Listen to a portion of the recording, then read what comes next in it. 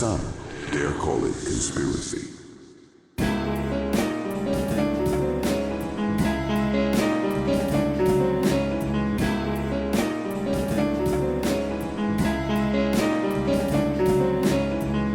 Welcome to Some Dare Call It Conspiracy with Brent Lee and Neil Sanders. As the planet spirals into a fascist dystopia, we thought someone really should keep a record of this decline, so that when the aliens are sifting through the ashes of civilization, they might be able to see where it all went wrong. This is The World According to Some. Or as all the hepcats are calling it, twats.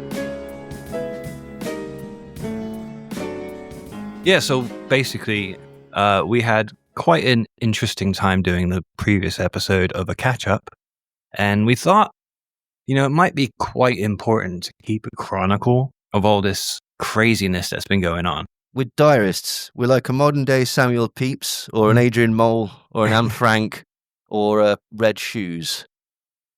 You remember them? No. Do you not remember the Red Shoes? You liar. Please elaborate.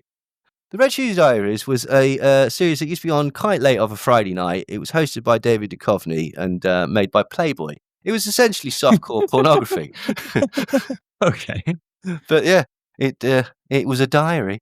So there you go. So in many ways... Well, my mind went straight to Pizzagate. Well, there you go. Red Shoes. This is it. We're multi-layered. Tony Podesta. Absolutely. This is the thing. We've got subtext. We've got everything going on. So, shall we just dive straight in? Because let's do it. Where did we leave off last time? I think the last time we left off, Elon hadn't quite done his gesture. No, not yet. No. Where we'd left off, Elon had just started to annoy everybody by essentially calling Americans lazy and saying that he wanted to import more foreign workers because essentially, due to American culture, America's just too mediocre, and this was supported by Vivek Ramaswamy, who was then cast aside by the MAGA crowd. Then Elon Musk decided to get involved very heavily with lies, essentially, about grooming gangs and rape gangs in the UK. He dropped support for Nigel Farage because he felt that he wasn't supporting Tommy Robinson enough. And what else did he do? He started supporting the AFD quite heavily. Yeah, so, And he was retweeting Peter Sweden. Yeah, absolutely. And all sorts of people like that. Radio Genoa and Kanokia and just awful people, basically. Naomi Sabt and all these people. And it's difficult to know whether he's doing it for attention or whether he actually means it. But thankfully, Elon decided to get to start, buckling himself up, pulling himself together and flying right. And then he did a Nazi salute at the presidential inauguration. Yeah. And I saw that. Yes. I think that was pretty hard to get away from. Didn't we both watch it live? Didn't you? We definitely messaged each other right as it happened. What the fuck was what that? The fuck was that? Yeah. Does that look very much like Elon Musk doing two Nazi salutes? I'm pretty sure that's what I just saw. Yeah. I mean, yeah. Did we see that? Well, afterwards, he did say, "My heart goes out to you," and tried to pretend that was what he was doing. He was, trying to grasp his heart and then, throwing it out, throwing it out towards the audience, and then turning around and doing it to the American flag, so that everyone understood that it was just him throwing his heart out to it. A lot of people have defended him, saying that he's just socially awkward. This is a strange thing. He's on the public stage. This guy doesn't really know how to cope. He's neurodivergent and stuff like that. Whereas how I saw it was, his mum's allegedly a Nazi. His dad's allegedly a white supremacist. He spreads white supremacist propaganda and supports white supremacist political parties and has been known to basically spread Nazi propaganda. But no, this is probably just his fucking autism or something. The tragedy of it is that I don't think he's a Nazi. I don't think that was what he was trying to actually show. I think he was trying to impress Nazis, which is worse. Well, yeah. That's even more mealy-mouthed and pathetic. And it's because I think he recognizes that he can mobilize people to support certain actions if he seemingly supports other actions. Like, Yeah. do you know what I mean? Like, it's one of these things yeah, where, sort of. I mean, I do wonder if it was a bit of a troll. yeah, it was a bit, but you don't. Like not necessarily that he's exactly a Nazi, but I mean, he's retweeting Peter Sweden. Like, Yeah. that's the first thing that comes in my head. It's like, okay, you did a Nazi salute. Yeah. Some people really condemn Elon, obviously. Like, Led by Donkeys did a very funny thing. They went to the Tesla factory and put Heil Elon and the picture of Heil him. Tesla? Was it Heil Tesla? Yeah. And yeah, that was good. I do like Led by Donkeys. Quite a lot of people actually was trying to stick up for Elon, and it's difficult to know why. Like, some, I think it's just because it's like Tim Pool, Ben Shapiro, Piers Morgan. They can't be seen to be supporting overtly Nazi stuff, although they're not naive. They must realize that a certain amount of their audience, there's a crossover of, do you know what I mean? There's that, they're all in the same ballpark. I know Ben Shapiro's Jewish and whatnot, but like, he professes a lot of, say, anti-LGBTQ stuff, and that I like that bit that he's saying, and this bit, and blah blah blah. So there might be that. If you're being really kind, you could say that maybe they just didn't want to open the can of worms and admit that the richest man on the planet has just done 2 Nazi salutes at the inauguration of the 47th president, who is a convicted felon, rapist, and probably would be in prison if he wasn't actually president at the minute. Like, but I think that's apparent to everybody. So I don't really think that they that's why they were doing it. A bizarre group that came out, not the group's bizarre, but it was seemingly bizarre that this group came out in support of Elon, was the ADL, the Anti-Defamation League, the self-described anti-Semitism watchdog, and according to their own website, leading anti-hate organization in the world. They dismissed Elon's raised arm as an awkward gesture in a moment of enthusiasm. Well, everyone has a perspective. Well, their entire perspective was, it seems that Elon Musk made an awkward gesture in a moment of enthusiasm, not a Nazi salute. But again, we appreciate that people are on edge. In this moment, all sides should give one another a bit of grace, perhaps even the benefit of the doubt, and take a breath. This is a new beginning. Let's hope for healing and work towards unity in the months and years ahead. That's bullshit. Like, that is, I don't understand why they do that. I can, make assumptions and presumptions. They don't want to piss off a really rich, powerful man. But I think that's just... I'll tell you who really, really thought it was a Nazi salute. Okay. Nazis. Okay. Right. The response from the neo-Nazi community was, shall we say, enormous and unanimous, and they were incredibly pleased. Like, Andrew Torber, the founder of Gab, said, incredible things are happening already. And yeah, so he wrote this over the picture of Musk giving the salute. Nick Martin, who's an investigative journalist who closely tracks extremist groups and runs the online publication The Informant, said that the entire neo-Nazi movement seems to be eating it up. He gave 2 unmistakable Nazi salutes, and they got the message loud and clear. The administrator of a Nazi meme channel on Telegram wrote under a clip of Musk giving the salute, "We are fucking back." And members of the group responded with lightning bolt emojis and skulls and other neo-Nazi references to the SS. I don't care if it was a mistake. I'm going to enjoy the tears over it. That was Chris Polehouse, who's the leader of the American neo-Nazi group Blood Tribe, and he wrote that on his Telegram channel under a gif of the Musk salute. Keith Woods, who's a prominent far-right influencer from Ireland, wrote on Twitter, okay, maybe woke really is dead. Evan Kilgore, who's a right-wing political figure, wrote, holy crap, did Elon Musk just Heil Hitler at the Trump inauguration rally in Washington, D.C.? This is incredible. We are so back. He's a Holocaust denier, and he actually worked with Charlie Kirk's Turning Point for a bit. Nick Fuentes, he was really, really happy about it, properly happy about it. Like he said, and then like straight up, like there was a serious Roman. It wasn't even like subtle, like a wave. That was a straight up Sieg Heil, like loving Hitler energy. That was with straight up intensity, a Roman salute. And this is an interesting thing because a lot of people try to defend Elon by saying, "Oh, was that a Nazi salute? Oh, you've misunderstood it completely." Yeah. It's a Roman salute because Elon's dead into Rome and things like that, apparently. Right. Yeah. Now, so I had a bit of a look around and found out what a Roman salute is. And there's a great article on Reading University.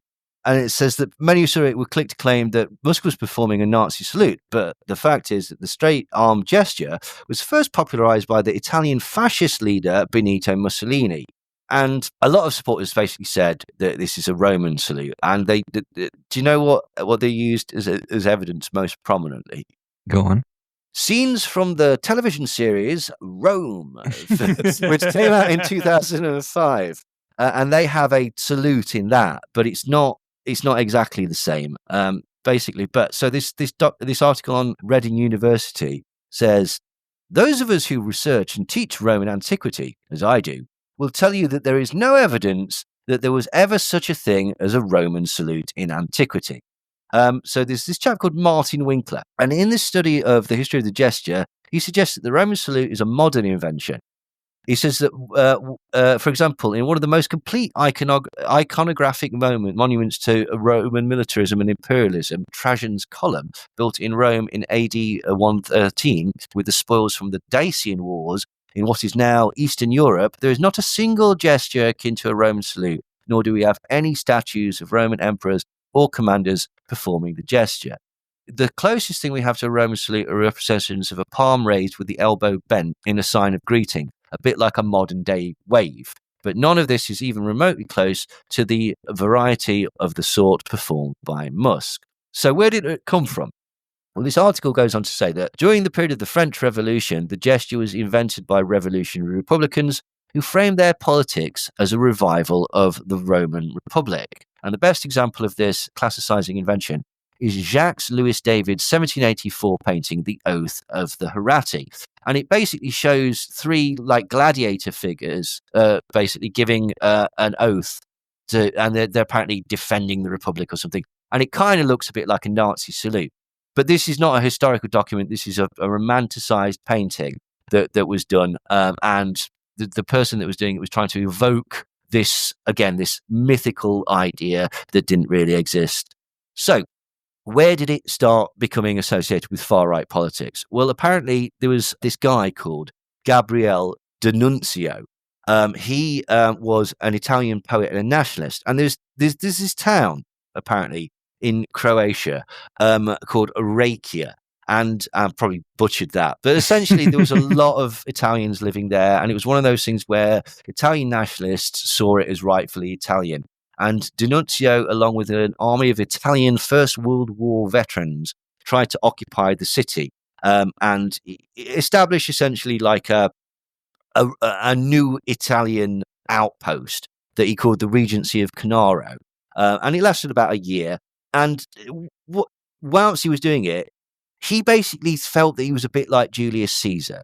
Okay. And so he started incorporating all these sort of faux Roman things into his sort of lexicon or is his sort of image. And one of them was the Roman salute with this battle cry of Alala, which he said was Roman, but he just totally made it up. It's just bullshit. So Mussolini modeled himself on D'Annunzio. And basically, in the same year that D'Annunzio was occupying this town in Croatia, Mussolini founded the Italian fascist movement. And basically, he had sort of similar ideas about Italian heritage, thought that this was a really useful thing. And so he started using the Roman salute as a specifically fascist salute. And then in, I think, about 1926, the Nazis started using it in Germany as well. So the excuse that it's a Roman salute doesn't really work. It just basically says, well, yeah, I mean, that's a Nazi salute. How does this work, though, when they're like obsessed about the fall of Rome? Well, I think this is the point. It kind of ties in with that, isn't it? And they've got this, again, it's interesting in the parallels, because in the right wing at the minute, there's this silly sort of oversimplification on the fall of Rome and the fall of the Roman Empire, that essentially the entire thing went completely tits up because gay people were allowed to exist. And if anyone listening thinks that sounds very, very silly and stupid and quite oversimplified, it's like, yeah, it is. Yeah. And no legitimate scholar will even come close to suggesting that anything like that is the case. But yeah, they do. And again, but it's all, again, it's nonsense. And most of them don't understand anything about Roman history. I mean, for Christ's sake, it was a long time. There's a lot. Like, do you know what I mean? It was an empire, for Christ's sake. Like, what most people know is that they wore sandals and gladiator. Really, isn't it? Like, but it's tied in with That's these. about it, yeah.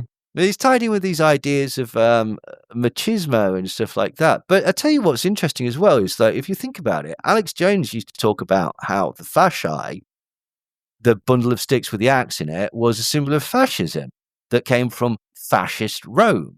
And he's worried about this because there's two fascis in, is it Congress or the House of Representatives? Something like that. Something like that. Yeah. And he says that that's proof that it represents fascism. There's a place in Nottingham called it's an old prison, Towers of, I can't fucking remember. This is a bad story. Anyway, there's this place. It's an old courthouse, and they do like ghost tours and stuff like that, and where people used to be executed and blah, blah, blah. But that's got a fasci in the stone above the door. It's obviously something to do with order and governance or something, basically. I don't think it's explicitly fascism. No, it's not. Well, the fascism gets the word from fasci. Yeah. Not the other way around. No. So the way that conspiracists would portray this is that fasci means fascism, but it doesn't. Yeah. Because fasci means grouping. Oh, I see. Yeah, so it's a grouping of sticks. So the Yeah. fasci symbol. And fascism, like Mussolini's fascism, was about a grouping of a collectivization of yes, that political movement. Yeah, the words are connected, but the ideas aren't. So it's very much like a court, and there's a tennis court. So yes. Being in court is a game. Mate, yeah. It's sovereign citizen stuff. Yeah, straight up. Less. So anyway, what the inauguration showed was that Donald Trump was very much a man of the people. Except for all the people that he invited there, obviously. That showed that he was actually just cozying up to big business in a huge way. I mean, for example, Amazon and Meta, they both contributed over $1 million to the inaugural committee. Tobacco giant Altria gave $1 million to the Trump committee. And then a few days after he took office, Trump's administration rescinded the Biden administration's proposed rule to ban menthol in cigarettes and flavored cigars. Nicotine's like a really big thing with bros at the minute, and the conspiracy world. There's a lot of bullshit going around that like tobacco and smoking cigarettes is a secret cure for all these things. It came off the back, I suspect, of that stupid Brian Ardis twat misunderstanding that study and thinking that tobacco cured COVID, which he also at the same time thought was snake venom. It doesn't make any sense. Get bit by a snake, have a cigarette. Yeah, exactly. Yeah, smoke them up, Johnny. And the lighter sounds a little bit like either a hissing snake or a rattlesnake. Oh wow. My God. Oh my God. There you go. Like they're all on these fucking zins and things at the minute as well. Have you seen that? Like the sort of bro-y sphere of like Joe Rogan and all that, they all love nicotine because apparently, and tech bros love it because apparently it helps you concentrate, and it's like they're treating it like a nootropic as opposed to like just admitting I'm addicted to it. I put it in my mouth and chewed on it, and now I'm addicted to it, so I have to chew it every other hour. But I have to pretend that I'm not. It's like, and then fucking Andrew Tate and all those are into cigars, aren't they? Yeah. It's all stupid. No, it's all very homoerotic, really, if you think about it. That's the thing. Like masculinity and homoeroticism, they are but a hair's breadth away. And if you don't believe me, go and watch Conan. I'm telling you. So private prison companies Core Civic and GEO Group, they both gave $500,000 to the committee. And these companies are basically like lined up to be helping out with these mass deportations of undocumented immigrants and asylum seekers that Trump has planned. But the main sort of people that were there were tech industry and crypto interests. And people like Coinbase, Kraken, Galaxy Digital Holdings, Crypto.com, Paradigm Operations, all of those each donated at least $1 million. Other tech industry donors included Uber and Qualcomm, tech titans Amazon and Meta, obviously. And the Trump-Vance inaugural committee received $2 million from oil and gas giant Chevron, $1 million from ExxonMobil, two companies that stand to benefit from Trump's effort to boost fossil fuels, eliminate environmental regulations, and ignore climate science. It's weird, isn't it? Because like this is just open cronyism. And I mean, some would go so far as to call it corruption, because it is. And we are not known to mince words in this show.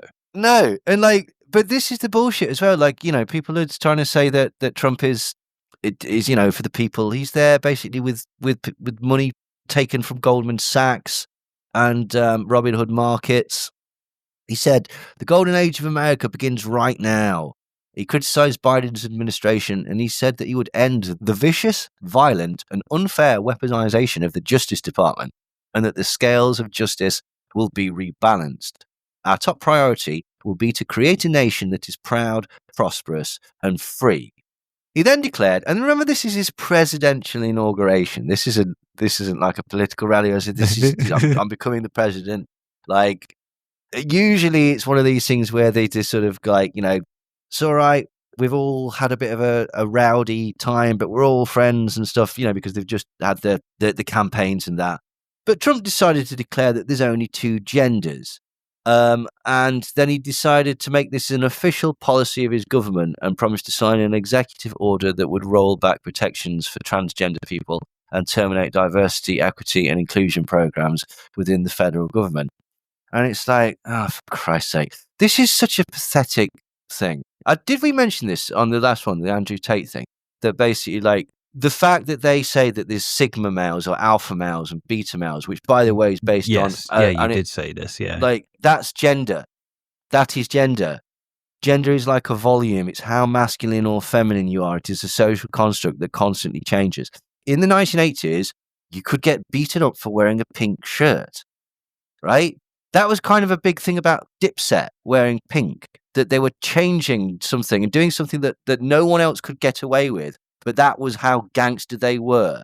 That they could wear something that people would think of as gay and get away with it. Like, that's not my view. That's how that was portrayed by them. It's so just stupid. It's just so stupid and hateful. And it's such obvious baiting. I just said we don't mince words here. It's fucked. It's absolutely fucked. And it's just such an obvious bullying thing as well.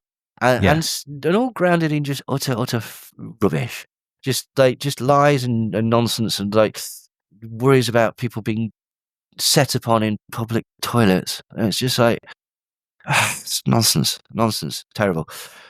Hey ho! As if that wasn't bad enough, he also plans to use tariffs to punish the world and make the USA rich, which economists universally say is stupid. Very stupid. However, they appear to have missed something. I know he says that he's doing this to make America prosperous, but he isn't. He's doing it to make hedge funds prosperous. A lot of hedge funds basically bet against the dollar in the coming few days, which we'll come on to. But basically, that's what he's doing. He's crashing the economy so that people who he is close to or has business associations with can make bets that the economy will crash. It's essentially insider trading on a massive scale by the president of the United States of America. It's great. It's fucking ridiculous. He's doing a Gordon Gekko. It's ridiculous. But he's also going to drill. It is actually ridiculous, isn't it? It's like, fuck's sake. Like, I do not understand this timeline that we live in. No. It is a Like, very weird one. I wish they'd turn off the Large Hadron Collider so it could all get back to normal. Yeah. Oh dear. There was a time when I wouldn't think that was kidding. He's also going to drill baby drill, which is good. Anyway, so also Kid Rock was there and he played a couple of songs. Oh, great. Yeah. Like, did he shoot some beer cans while he was there? No, he didn't shoot any beer cans. He did storm off stage a couple of days ago, though, because the crowd wasn't responding well enough to him, like a big sort of baby. And that was all performative. Whilst he was doing that Bud Light thing, two things. One, he actually got somebody else to shoot at the cans off screen to make it look like he was a better shot.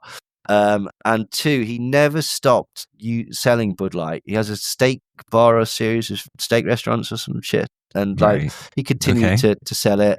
He also then basically Bud Light sent him like a pallet of beer, like hundreds of cans of beer, and he went on Joe Rogan and started promoting them again. Like, and it was all made rather awkward because this comedian called Shane Gillis got a sponsorship deal with Bud Light, and he was like, "No, I'm not doing that." And of course, it was just stupid. It was just the latest like outrage porn that they were involved with that time. But here's the strange thing as well. Right, okay. Although we've seen that the Trump administration is actively opposed to LGBTQ causes, they had Billy Ray Cyrus doing the Little Nas X song "Old Town Road," the village people sang YMCA, changing the lyrics from Young Man to Trump Man. What? Yeah. Trump Man. Yeah. That doesn't make sense. No, not really. No.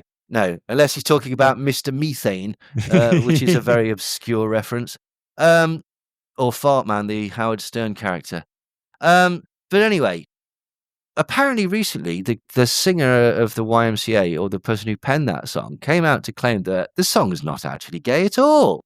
It's just about, hanging out. Like, I think he said it was about black culture, like hanging out with the boys is what young black guys used to do, and they used to do it at the gym. And I think collectively the world went, fuck off. Like, come on. So anyway, yeah, this is the strange sort of weirdness that basically, like, they do like a bit of gay theatre and gay music. Like James O'Keefe, from Project Veritas, stole all that money so that he could put on a musical of Oklahoma that he was going to star in. What? This is what I'm saying, right? Okay, fine. I like a musical. Fine. Rocky Horror's great. Like Book of Mormon, hilarious. Return to the Forbidden Planet, excellent. Buddy Holly story. I know a lot of musicals. Like, Jesus, more than I thought, actually. 3 Hats for Lisa, that's a shit one. So anyway, yeah, there's this weird thing where, I don't know, it's almost as if, and, this is speculation, but a lot of this sort of macho behavior could be, I don't know, self-loathing of sort of latent homosexual lusts. Who's to say? Could be. But speaking of which, Calvin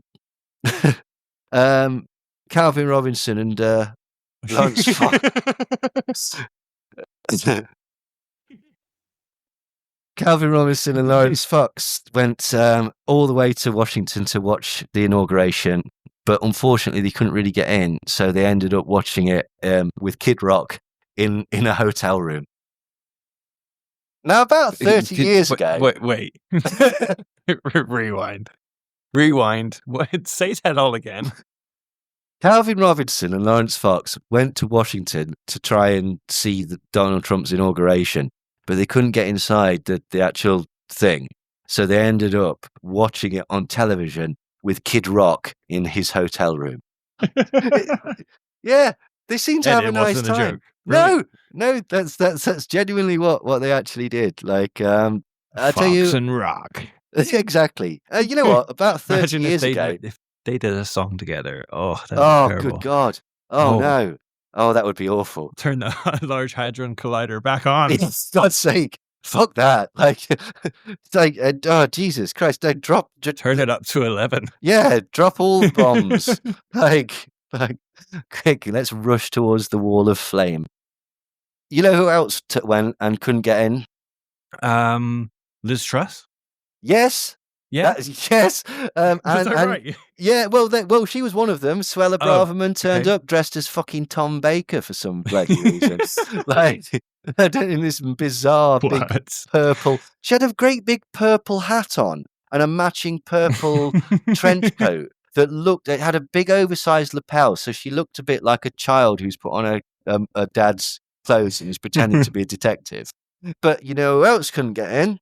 Nigel Farage. Oh, yeah, I was just going to say that. Wicked. Yeah.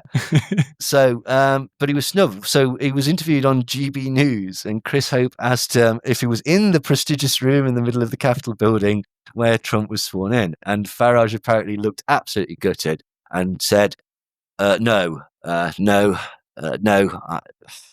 didn't make the cut, sadly. But I had a good seat, but no, I mean, look, frankly, no. And then the GB News. I'm keeping your version of that. I'm not putting a clip in. And GB News said, I saw Boris Johnson in there. Is he now the person that Trump speaks to more than you? Oh my God. Who said that on GB News? A guy called Chris Hope, who I've never heard of before. But Farage apparently has slightly Farage got a show on GB News anymore? He certainly used to. It was Pints with Farage, or was it? What was it? Pints, something shitting. I don't know. Like it was very Alan Partridge. He's on there all the time. I don't know whether he's actually got a show. My mum watches GB News, but not because she's racist.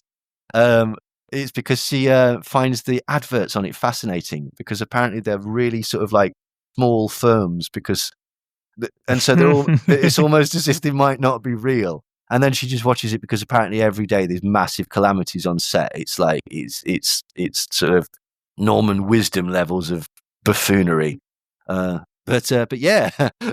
Anyway, so Nigel Farage got angry and said, no, he's a former Prime Minister of the nation. He's an occasional friend of Donald Trump.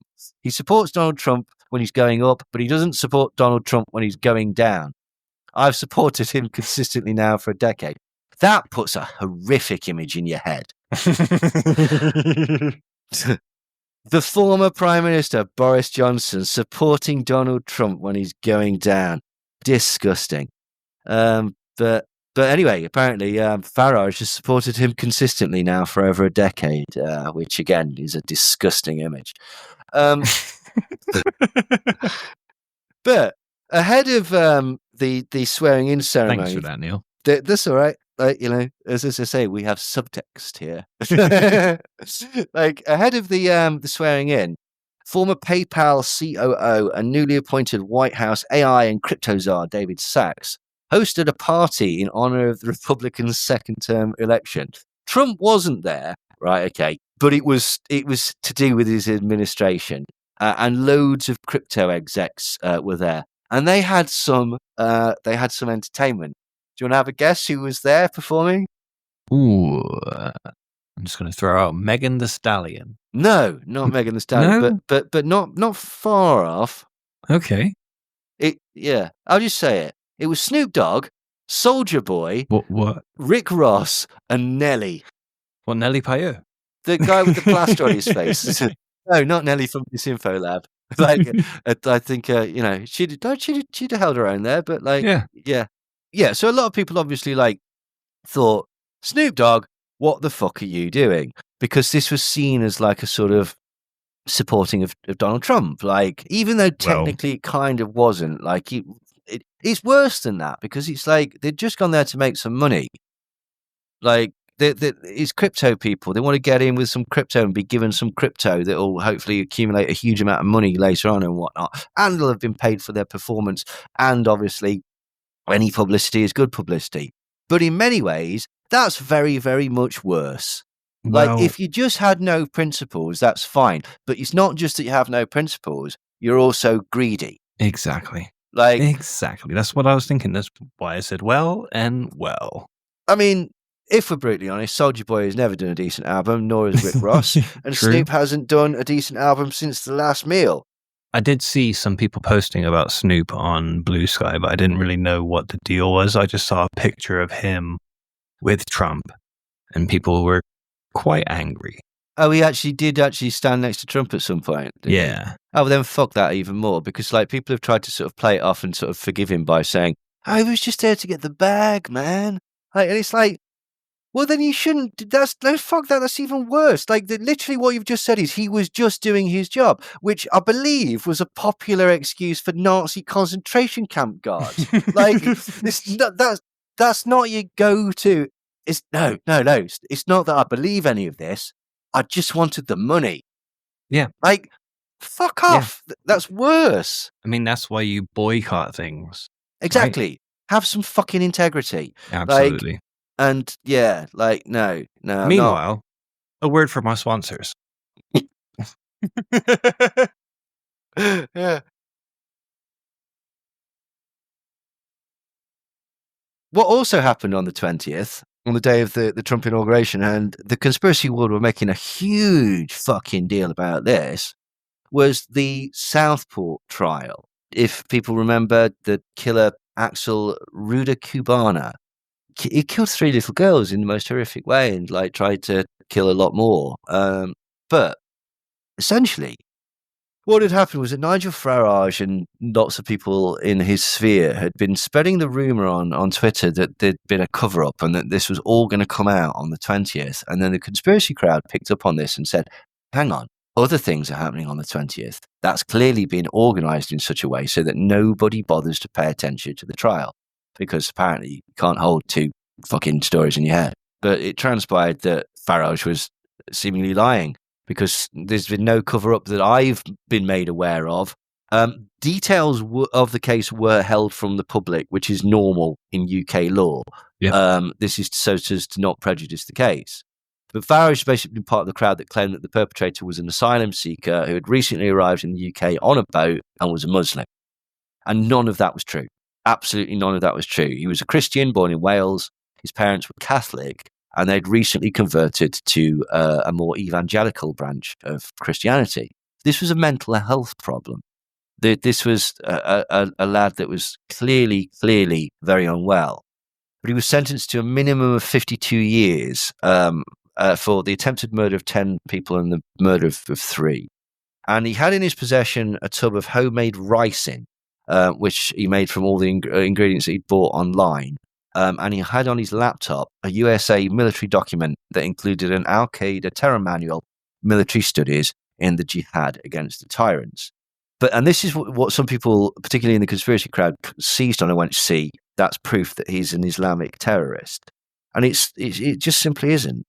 There's no evidence that he was politically motivated or religiously motivated, or that he was Islamic, or that he was an Islamic terror sympathizer. He just wanted to kill a lot of people. And a manual that shows you how to make bombs and poisons that can kill people is a terror manual. And we've said this before, but it's like, I don't know of any Christian terror organization manuals that show you how to make a bomb. There was Anarchist Cookbook, but the kid's not going to know what the fucking Anarchist Cookbook is. A lot of people our age don't know what the Anarchist Cookbook is. Or that we had a thing that went around when we were at school called the Jolly Roger disc, and right. it was basically an updated version of the Anarchist Cookbook. One of the things that we used to do was in change machines. You know, we put like a tenner in, like get pound coins out. If you ripped the note at a certain place, it cancelled it at the last minute and shot the note out, but gave you the change.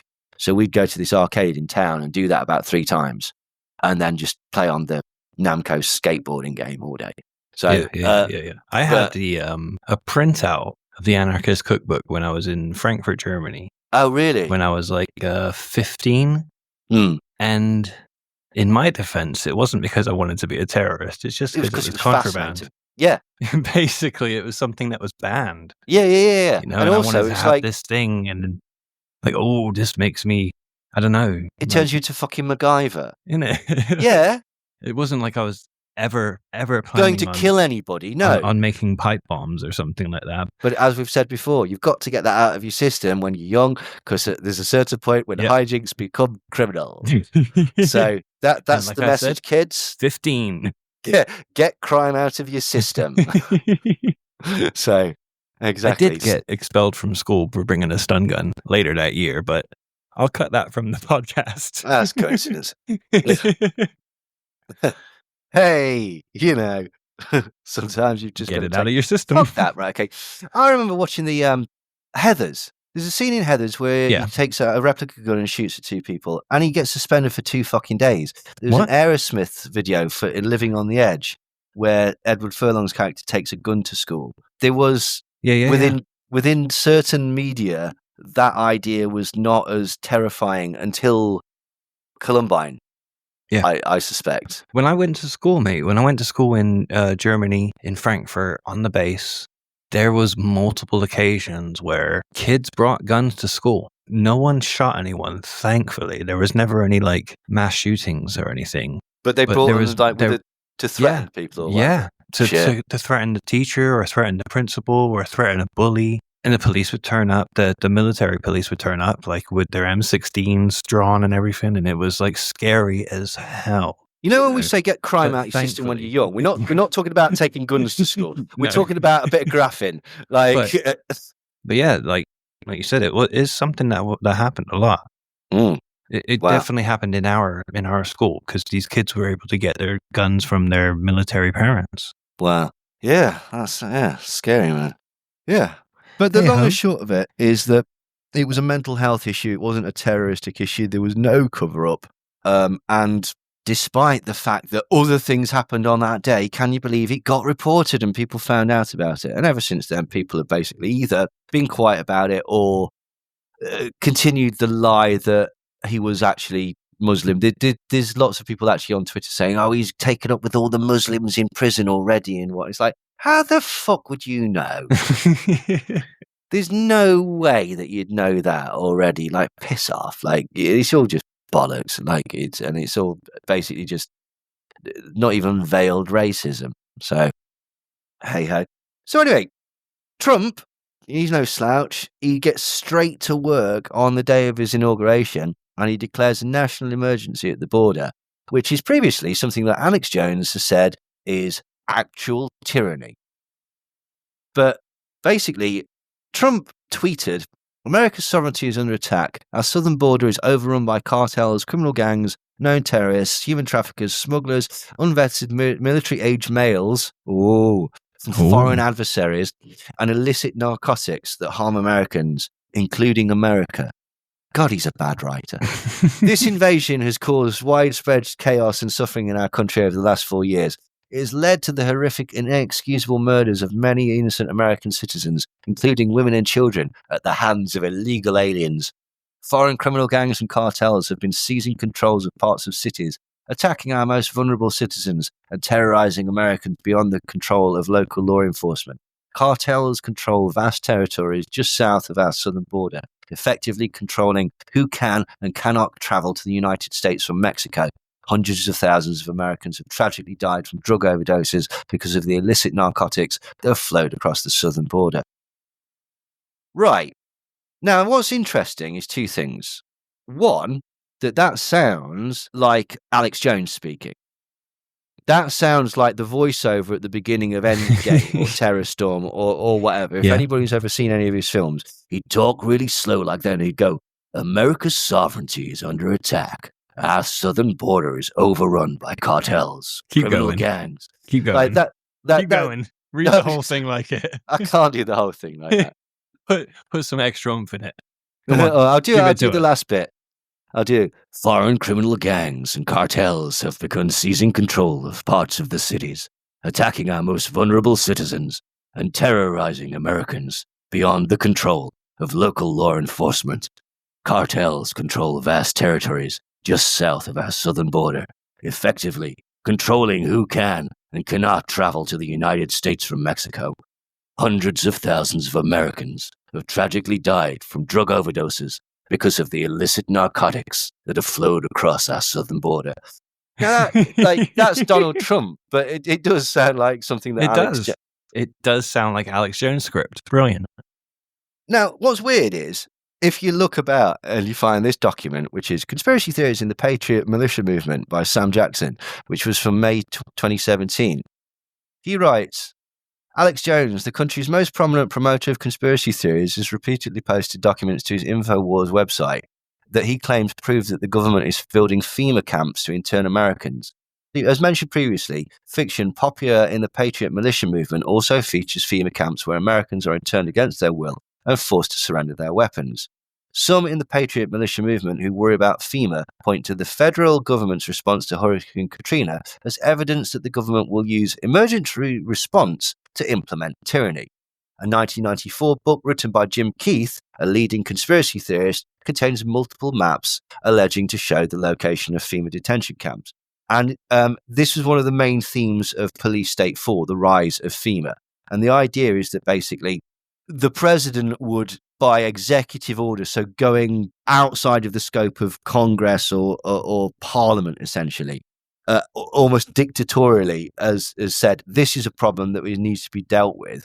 And they often will use the military in order to do that. And they were saying that basically the emergency response to FEMA was like a disguise, and the actual plot was to throw you into all these camps, or it was a practice or something. Like, so when Trump this basically is a says long-standing trope. Yeah. So Trump is Long-standing. essentially doing that. He's saying we're going to use the military and emergency powers. It also gets a bit more complicated because apparently, basically, he wants to designate cartels as terrorist organizations, or he's said that he wants to do that. But if you do that, anybody that interacts with the organization is guilty of interacting with a terrorist organization. And because of the way that money and the narco syndicates work, a huge amount of money goes into businesses and stuff and gets laundered through like corporations and Mexican companies and things like that. A lot of the time without these companies even knowing. So the simple buyers of narcotics would be would contributing to it. To so terrorism. Matt Gaetz is a terrorist. Yes. Good point. Absolutely. So this is the fired. point. So it's one of those things where it's like, this is just stupid. And there are actually legitimate reasons that people should be sort of like worried about it. But also, this has been fucking Alex Jones's bread and butter for God knows how long. And he just seems to have missed this by a country fucking mile, basically. So it's pretty ridiculous, to say the least. But yeah, this will be a common theme of Alex Jones abandoning all of his principles and basically trying to get in with Elon Musk and defend all of his actions over the coming... you're giving me flashbacks of the last episode. Oh, dear. So, we're now on to January the 21st. So, oh, no. Germany reacts angrily to Elon Musk's Nazi salute. I mean, there were basically angry reactions across Europe. It's banned in Germany, as I'm sure that people know. Michael Friedman, a prominent German-French publicist and former deputy chair of the Central Council of Jews in Germany, described Musk's actions as a dangerous point for the entire free world. He said that basically he unambiguously performed a Nazi Heil Hitler salute, despite attempts to downplay it. Charlotte Knobloch, who's the president of the Jewish community in Munich and Upper Bavaria, described the gesture as highly disconcerting, but she said it was not as significant as Musk's recent attempts to meddle in German politics, where he's endorsed the far-right Alternative for Deutschland ahead of next month's election. She said, far more worrying are Elon Musk's political positions, his offensive interference in the German parliamentary election campaign, and his support for a party whose anti-democratic aims should be under no illusions. Olaf Scholz, who's the German Chancellor, said that he considered Musk's support for the extreme right unacceptable when he was asked how he thought Europe should respond to the endorsement of the AfD. A Berlin judge, K. Jude Herbst, told the Zeitung in Berlin that a deliberate diagonal right arm thrust in the air is sufficient evidence on which to bring a charge against somebody under German law. But he added that it would be necessary to prove malicious intent and that the individual concerned knew that it was a Hitler salute. So it's strange, basically. But he retweets Peter Sweden. Well, there you go. That's all the evidence I need. Yeah. If I'm on a jury, that's going to sway me. I'm sorry. Everything that he tweets about It's because you retweet Nazis, man. Mm. What else can I say? Well, this is it. Lenz Jacobson, a journalist, wrote in Die "A Hitler salute is a Hitler salute is a Hitler salute." Exactly. And he wrote, "Whoever on a political stage making a political speech in front of a partly far-right audience elongates his arm diagonally in the air, both forcefully and repeatedly, is making a Hitler salute. There is no such probably or similar to or controversial about it. The gesture speaks for itself." Yeah, so also students protesting against Elon Musk's extremism hung an effigy of him in Milan's Piazza Loreto, stringing up a fake body upside down in an imitation of the hanging of the Italian fascist dictator Benito Mussolini, whose corpse was found in the very same square in 1945. And previously, in December, Elon had spoken at a Brothers of Italy far-right conference, and he's all about this. Make more Italians to save Italy's culture. What he said when he was asked about Italy's immigration and demographics, he said that we're in danger of no longer having these countries. All right. So conspiracism is like wrapped up in this, like, the New World Order is globalism. Yeah. Right. And the opposite to that is nationalism. Yeah. So it does seem like he's just supporting nationalism in every nation, as opposed to the global community or globalism. There's a type of nationalism that he's supporting. Yeah. I mean, you could. But it's not black nationalism, is it? You could say it was white nationalism. Yeah, I think that would be an apt description of the considering the countries that he's talking to. Yeah, exactly. But yeah, it just gave me an idea of like how this is how this appeals to conspiracists. Yeah, totally. Even though basically the concepts of these nationalists are essentially the same thing. Yeah, like but that appeals to people. So, but how he's bamboozling conspiracists, or how these people are bamboozling conspiracists, is by being nationalist as opposed to anti-globalist, or being anti-globalist, and the answer to that somehow is nationalism. Well, also though, it ties back to like a lot of the sort of ideas of globalization. Either are Jews, Catholics, sometimes, very rarely, or communists, which are run by Jews, ergo Jews. So, like in the conspiracy world. So, do you know what I mean? So it's like this is the strange thing when you look at it. Is a lot of it comes from things like the John Birch Society, the Anti-Communist League, and stuff like that, and even before that, potentially even your Madame Blavatsky's and stuff like that. And, Nestor Webster. And, yep. All of these people, very unpleasant people, liked a bit of Nazism. But yeah, so anyway, obviously it's a chaotic time, and Trump wanted to sow a bit of unity. So what he decided was the best thing to do was to pardon all of the January 6th criminals. And I use that word because it's accurate. Prisoners. Well, criminals, they were involved in a riot in an attempt to overthrow the government of the United States of America and install a puppet dictator, or a dictator. And they were serving prison sentences. Yeah, but 1,583 people had been convicted of... How many? 1,583 had been arrested or convicted of riot-related crimes. Wow, I severely underestimated that. I thought it was like around 200 or something. No, more than 600 were charged with assaulting, resisting, or obstructing police officers, including around 175 charged with using a weapon or causing serious injury to an officer whilst assaulting, resisting, or obstructing a police officer. Most of those convicted had served their sentence or didn't actually receive a jail term. But there's about 250 who are still in prison. Right. And they're the ones who are going to be released. That's where the 200 came from. Yeah, right. Yeah, okay. But 14 of these people had some of the most serious crimes, had their sentences commuted. And this is basically like people that were convicted of like seditious conspiracy and treason, essentially.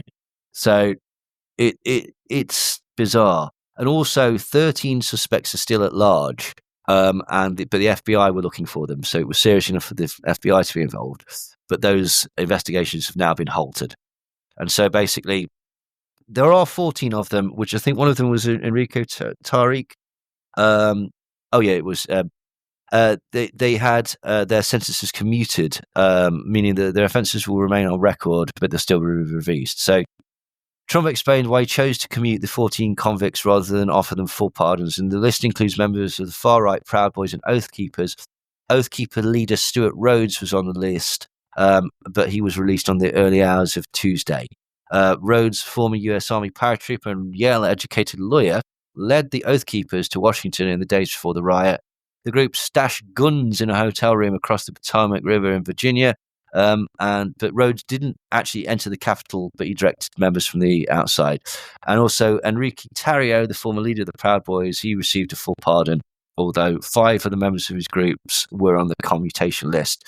Tarrio wasn't actually there because he'd been arrested before and was communicating with people from a hotel.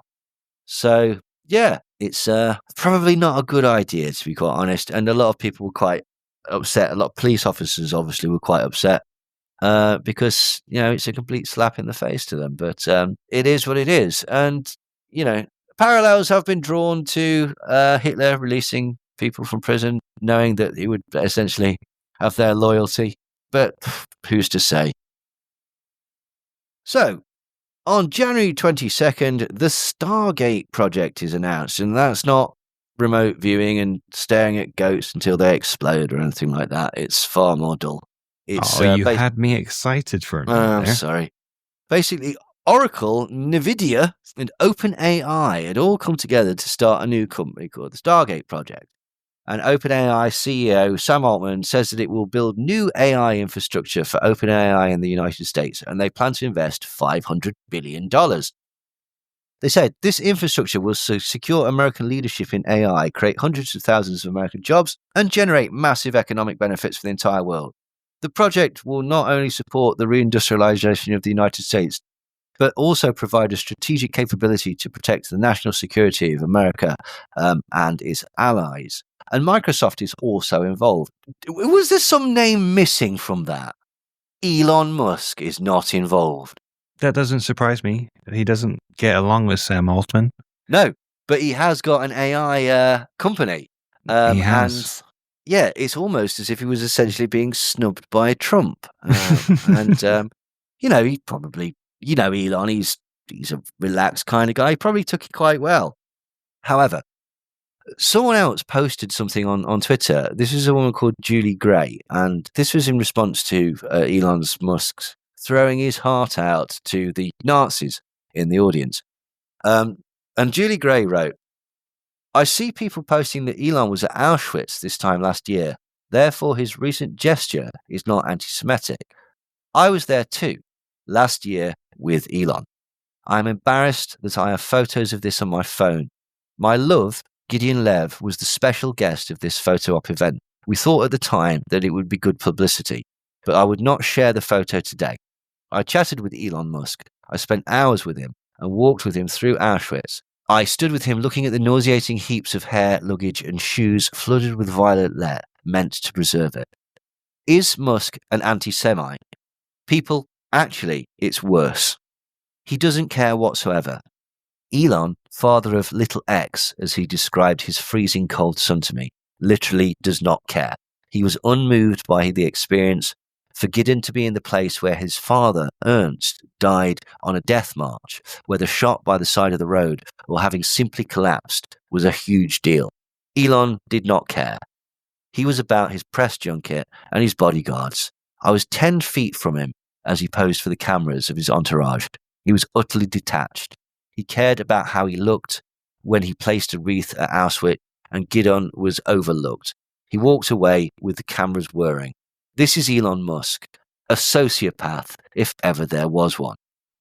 And one thing that is floating around the internet, which I don't know if it's true or not, Elon Musk has got loads of bodyguards. He takes like 4 men to the toilet with him. He's very, very, very paranoid. And so some people have formulated the idea that, when he's holding his kid on his shoulders, that's not necessarily out of love. I mean, who's to say? But that is a thing that has been postulated. Also on that day, DJ Vlad interviews Errol Musk, and it's a fucking shit show. It was terrible. It was absolutely terrible. Like, it was standard. Well, absolutely. I mean, Vlad is not a brilliant Vlad, interviewer. yeah. Somehow he manages to turn every single interview into a story about how he's amazing at everything. And Rick Ross once made him drink a glass of his piss. His own or Rick Ross's? Rick Ross's piss. Ooh. Because Vlad exposed the rapper or the rapper. Okay, He exposed the actual drug dealer then. No. That's why the actual drug dealer is quite a big fan of him, because if you remember, he was trying to sue the rapper Rick Ross to get his name back or whatever, claiming that he essentially appropriated his image, which he totally did. DJ Vlad was one of the first people that publicized the photograph of Rick Ross as a correctional officer at Miami prison. I didn't know that. Yeah, and because of that, or did he popularize it? Anyway, he asked him about it in an interview, and Rick Ross did a Suge Knight and basically shut the doors on him, beat the shit out of him, and made him drink a glass of his piss. But yeah, if I'm honest, I didn't watch a lot of the Errol Musk interview because it was just. It started off with him explaining that there's no way that Elon was doing a Nazi salute because he grew up in South Africa and South Africa isn't racist. Then Errol went on to tell a story about how he killed 3 black men one time. And at that point, I was like, fuck this. And it was just Vlad being a sycophant and Errol Musk coming across as absolutely fucking unhinged and talking about, oh, my ex-wife, she doesn't care that I shagged her daughter. She's got her own man. And honestly, mate, it's ridiculous. Wow. Yeah. But it does give me an excuse to tell people about my really poncy Vlad joke. Vlad had been on Twitter, DJ Vlad had been on Twitter, and he put a tweet out. He said, I can't imagine sitting around and waiting for God to sort everything out. This would cause me huge anxiety. So I responded, I think we can safely assume you haven't got a friend called Estragon. And if anyone gets that joke, well done to you, because it's very, very obscure. It's not funny. It is clever, though. Like, this is a play called Waiting for Godot, right, by Samuel Beckett. And in it, Godot is essentially God, and they're waiting for God. And the purpose of the play is that basically God will never turn up because God is real. And life is pointless and hideous, and even trying to ascribe meaning to it is a pointless thing. It's a comedy. It's very, very funny. And so Vladimir and Estragon are the main characters who are waiting for Godot. Yeah, the fact that I've had to explain it means that it's not that funny. But you were so proud of yourself. I was fucking dead proud. I'm still proud. That's why I've told it on the thing. Like, it's pure vanity. That's why you sent me. That's why you sent me a screenshot. I walked around for days. Anyone that I saw was like, "Have you seen this, Andy?" And I was too embarrassed to ask you, what the fuck are you talking about? There was only one person that I know that actually got it. It's my friend Martin. So fair play to him. I was like, I don't know. Is he talking about a stripper or something that Vlad had on there or something? I don't know. But I'm not even going to ask him. But what also pleases me is Vlad looking at that tweet, not understanding it, and thinking, is he fucking insulting me? Like that gave me another couple of days of just being like, the idea of Vlad sat there going, but too proud again to like Google it or ask anybody. So brilliant. But yeah, the interview is terrible, absolutely terrible. So I didn't watch all of it, but that's the main takeaway: is Errol Musk comes across as unhinged, and DJ Vlad comes across as sycophantic. So Elon Musk on January the 23rd decides that the best course of action is to go on Twitter and make some jokes about Nazis. And at this point, the ADL actually do turn on him. And this is the thing: Elon Musk is not funny, nor cool, nor attractive, nor anything. Like, which baffles me that people basically just fanboy him so much. I think they genuinely think that he might give them some money because he's literally got so much. Apparently he's not. a lot of his money is based on loans against other things that he's lied about, which is, so for example, he lied about Tesla and their self-driving capabilities. But off the back of that speculation, he was able to borrow huge amounts of money. So, you know, there's a lot of, it could go very wrong for Elon Musk very, very quickly, which is probably why he's trying to align himself with the government. And this is probably why he's looking at trying to strip regulation out of everything with his Doge department. But, you know, who can say? Isn't that the qualification for every billionaire? Yeah, pretty much. Yeah, absolutely. To be fair. Some fucking twat. Who was it? He was Joe fucking Rogan, right? Okay. The other day on Twitter, someone had reposted him saying that there's no way you can trust Elon Musk with access to all the government's money because he's got so much money that what's he going to do? Steal more? Yes! Like, at no point has Elon Musk gone, 200 billion, that's enough. He keeps going because it's a fucking addiction. Like, to fill my God. a gap in his soul. Like, that's fucking so stupid. Like, oh yeah, we could trust the billionaire. He's not interested in money. How the fuck do you think he got to be a billionaire in the first place? It's not for his fucking joke telling skills, I'll tell you that. So he put, don't say Hess to Nazi accusations. Some people will Goebbels anything down. Stop goring your enemies. His pronouns would have been he, Himmler. Bet you did not see that coming. Crying, laughing emoji. At 12:30 on January the 23rd, that had 54.8 million views. Please explain to the viewers, I to the don't listeners, what this face is. Yeah, it's a face of sort of like, it's part disbelief and part like you've totally given up. You look a bit like, it's a bit like a sort of a heroic, I'm going to die and I know it, but there's nothing I can do it. I'm just going to stand here and let the T-Rex eat me. It's a bit like that. like sort of like, defiant, but resigned to your horrible, horrible fate. And that's fair. That's very fair on a number of levels, because it doesn't even work as a joke. It does. It's just shit. It's just this goes back to exactly what I was thinking about this salute. It was like a dog whistle troll type of thing, and he's doing the same thing here. It's like, I'm not a Nazi. No. Meanwhile, I'm just going to say all these Nazi puns. But this was the thing. But that is that 4chan. We are Nazis. We're not Nazis. We are Nazis. Yes. The white pride symbol. We'll do the OK symbol and pretend that it's a white pride symbol, and then it becomes a white pride symbol. And that's sort of the internet gag, is that it wasn't, but then it was. Like, it. I don't get it. I don't get it. Pepe the Frog as well. It's not a Nazi symbol. It's a Pepe the Frog. We're not fucking stupid. That's what you've done. It's called appropriation of imagery. It's the same argument as saying, that's a Sanskrit sun wheel, that is. Like, I always have my Sanskrit sun wheel armband on, with, edged in red when I go on my march. It's you're just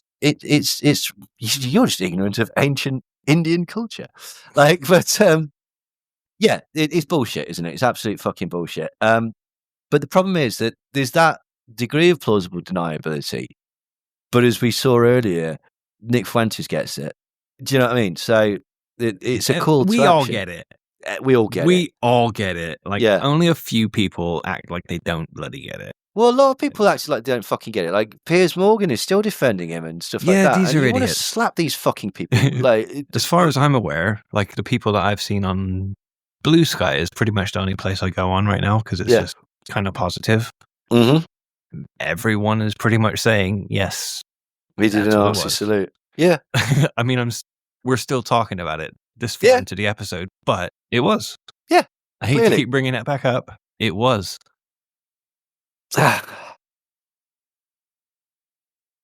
Then I didn't quite understand this, right? Okay, because Dave Rubin quipped, humor is the fascist way to defeat these people. And Musk responded, they can't stand being mocked. And it's like, humor is the fascist way to defeat these people. Are you saying that you're being fascist? I don't get that. I think that Dave Rubin is very possibly a stupid person. And also not funny. He's another fucking one that thinks he's a fucking comedian. And it's like, he's not funny. He's just not funny. Stephen Crowder, not funny. Owen Benjamin, not funny. Gavin McInnes, not fucking funny. Tim Pool, painfully not funny. Like, fucking all of them. They're all shit. Anyway. And they can't stand being mocked. Like, where's the mocking? Like, ridiculous. But, and then Charlie Kirk, is another one who's not fucking funny. These people are so thirsty for controversy and racism that doesn't exist. It's astounding. That sounds like a fucking review for one of his shows. These people are so thirsty for controversy and racism that doesn't exist. It's astounding. Actually, I'd take out that doesn't exist, and it's astounding. Because, so yeah, these people are so thirsty for controversy and racism. Yeah, that sums it up. Then Musk's Nazi-themed jokes were criticised by Jonathan Greenblatt, the executive director of the Anti-Defamation League, which had previously come to Musk's defence just days earlier and had faced blowback for not condemning his gesture. And he tweeted out, "We've said it hundreds of times before and we'll say it again. The Holocaust was a singularly evil event and it's inappropriate and offensive to make light of it. The Holocaust is not a joke." And it's yeah, that's fair, but it's like you've kind of fucked all your credibility basically already. So this is the thing, right? Okay, like the problem is because they didn't jump on the Nazi salute and downplayed it. Everyone's got that troll card that they can't do, and this will lead to more people doing it and going, "Oh, it's just a joke. It's all right." And they know what they're fucking doing. They're trying to normalize it, essentially. And this is why you should condemn it and punch Nazis in the fucking face. Like, immediately. Like, strike anywhere. Absolutely. Totally. But, so Elon basically decides to start bitching that OpenAI, can you remember that thing that he's not involved in, that they haven't actually got any money, they're liars, and he tries to throw Sam Altman under the bus. With US President Trump backing Sam Altman's latest initiative, the Stargate project, Elon Musk is lashing out in a series of posts. Musk called him a liar and claimed that he has a lack of funds in his new company and more. He accused Altman of being a liar for demanding $10 billion for his new company after testifying that it won't be taking compensations from OpenAI. He's also suggested in a post on X that Altman's new initiative lacks sufficient funds. They don't actually have the money, he wrote in a post replying to OpenAI's announcement of the Stargate project. SoftBank has well under $10 billion secured. I have that on good authority. And so Altman responded, "Wrong, as you sure know. Want to come and visit the site, the first site, which is already underway? This is great for the country. I realize what is great for the country isn't always what's optimal for your companies. But in your new role, I hope that you'll mostly put America first." So these terrible people are bitching at each other. And it's probably an accurate criticism. You said you weren't taking this money and then you took the money. I don't think it's fair for Elon Musk to make that criticism. Because, I mean, for crying out loud, look at what he's trying to swindle all that houses, right? Exactly, yeah. So, and then Elon started tweeting screenshots of Altman criticizing Trump and pointed out that he funds Axios, which is a magazine that has been critical of Trump, which is really, really childish. And then Altman basically posted that he's since changed his mind about Trump and now thinks that he's absolutely ace. But yeah, it's crazy. So then Donald Trump decides, because, he's only been president for a couple of days, that he wants to change the Constitution by banning birthright citizenship. And can you believe that Alex Jones is absolutely all for this, says this is brilliant. Like, basically what birthrights... Yeah. I was waiting for the Alex turnaround. Well, this is the thing, and you know, we immediately know that that's fucked on Alex's part, on not just on a human level. Just to explain what that is basically birthright citizenship is that anybody that's born in America is considered an American citizen, and what Trump is trying to do is say that no, you've got to have been born to American citizens. So if your parents were foreign and weren't quite citizens, like Melania Trump, say. Then their son, Barron, if this new rule would potentially be up for deportation, essentially. But obviously that won't apply to him. It will only apply to people of colour. So, but this is the thing, and it's wrong for a couple of reasons. Aside from the fact that it's just grim, and it does go against the Constitution. And Alex Jones is a big one on the Constitution. He says that is his overriding thing. The Constitution, the idea of America, and blah, blah, blah, etc. This is what informs his sort of patriot/militia type ideology, and essentially fed into his entire conspiracy leanings. It's because he got into conspiracies through John Birch and militia material like None Dare Call It Conspiracy and various other books. I can't remember the other one. Books where basically like people with guns kill the government. The Turner Diaries potentially as well. I was going to say that. Yeah. And there's another one. It's called something like Affirmative Action or something like that. And that was that was a big sort of influence on Alex as well. You see, I forget the exact title of it. Knowledge Fight talk about it a lot because it informed the Oklahoma City bombing as well. So it's massively against the Constitution, which Alex says is a hugely important document. And going against that, it should be against everything that he stands for. But the other thing is that if Trump comes in and changes the 14th Amendment, right, okay, was to stop somebody coming and changing the Second Amendment or the First Amendment. These ones that they're particularly fond of, like the ones that give you right to be free speech and have guns, or, you know, if you're cynical, to say racist things and shoot people of colour. But this is why Alex should be absolutely, totally against all of these things, but he isn't. And furthermore, a federal judge actually blocked Donald Trump's executive order because he said that it was blatantly unconstitutional. And Alex was pissed at that as well, basically saying that, oh, this is, yeah, which again, it just makes no sense. Just to explain, the 14th Amendment to the Constitution promises citizenship to those born on US soil, a measure ratified in 1868 to ensure citizenship for former slaves after the Civil War. But in an effort to curb unlawful immigration, Trump issued the executive order just after being sworn in for his second term on Monday.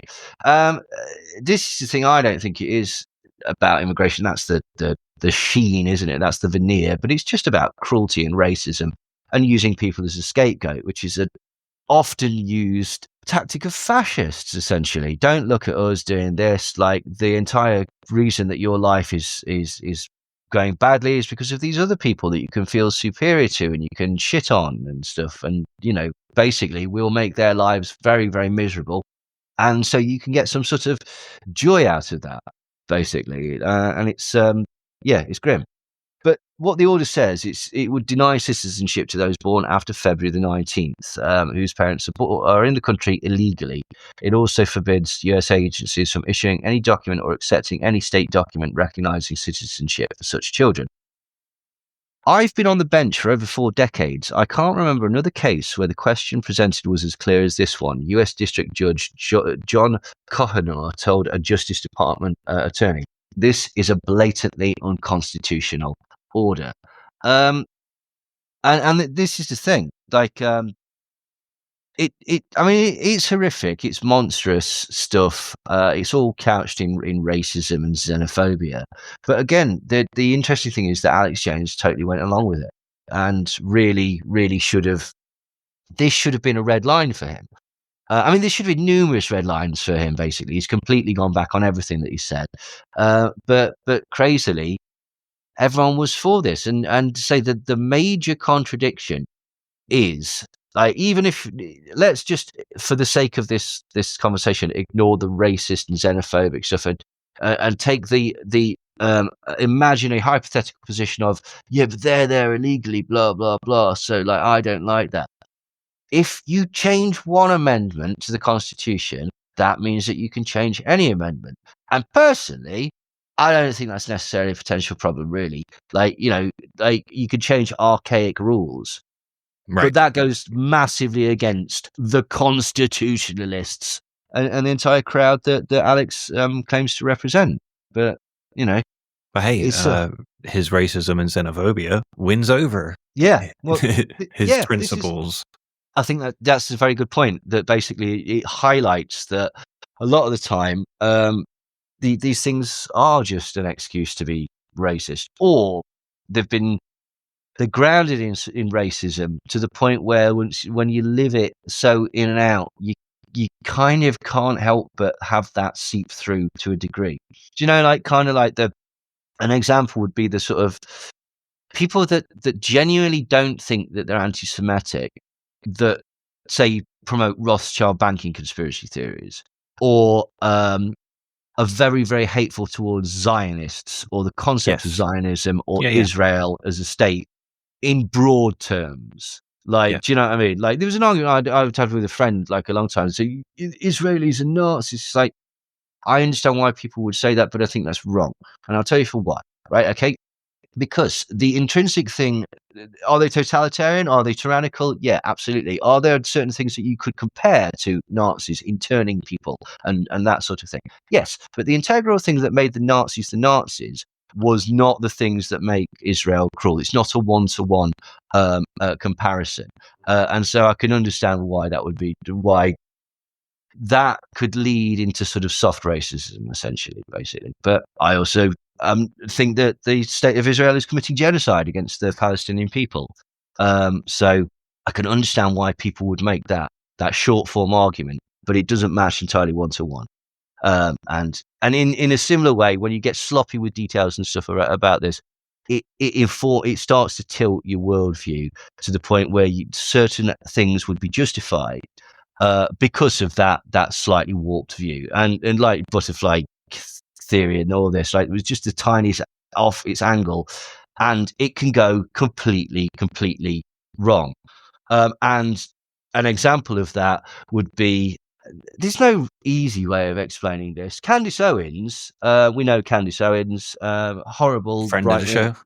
Yeah, agitator. Absolutely. She's married to a Bullingdon Club member, like sticking up for Andrew Tate to an inordinate degree for whatever reasons. Anyway, she inspired a school shooter.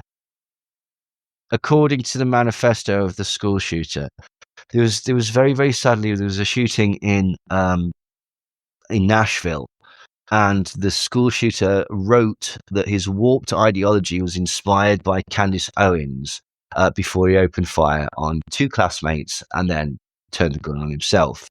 There was a lad called Solomon Henderson, and he was only 17, and he fatally shot Jocelyn Escalante, who was only 16, and injured another student before turning the gun on himself. And he partially streamed this online. He did it in the school cafeteria, and the whole thing is just tragic. And this guy was a big fan of Hitler and the Nazis, but he happened to be a black.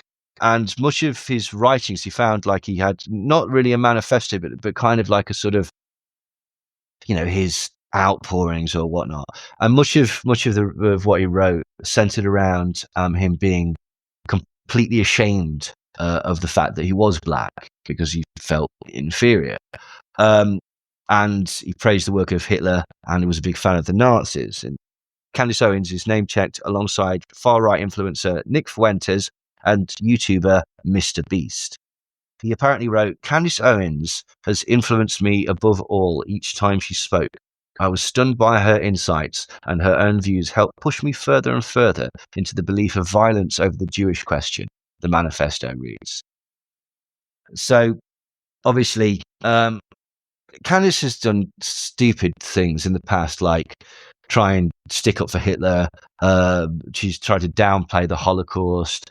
At the minute, she's banned from Australia because of a Holocaust denial. And she's got a real bee in a bonnet about Israel at the minute, but that seems to stem from the fact that she was fired by, I forget the exact details, but she was let go by the Daily Wire, I believe it was, which is Ben Shapiro's. Yes, it is. Yeah. And Ben Shapiro happens to be a Jewish gentleman, and people have made the observation, shall we say, that she saw that, and then she sort of had a go at Ben Shapiro, and since then she's sort of tapped into that sadly lucrative market, shall we say? It's disgusting, but this is a perfect example of how she's not wanting to inspire a school shooter, right? Okay, is she?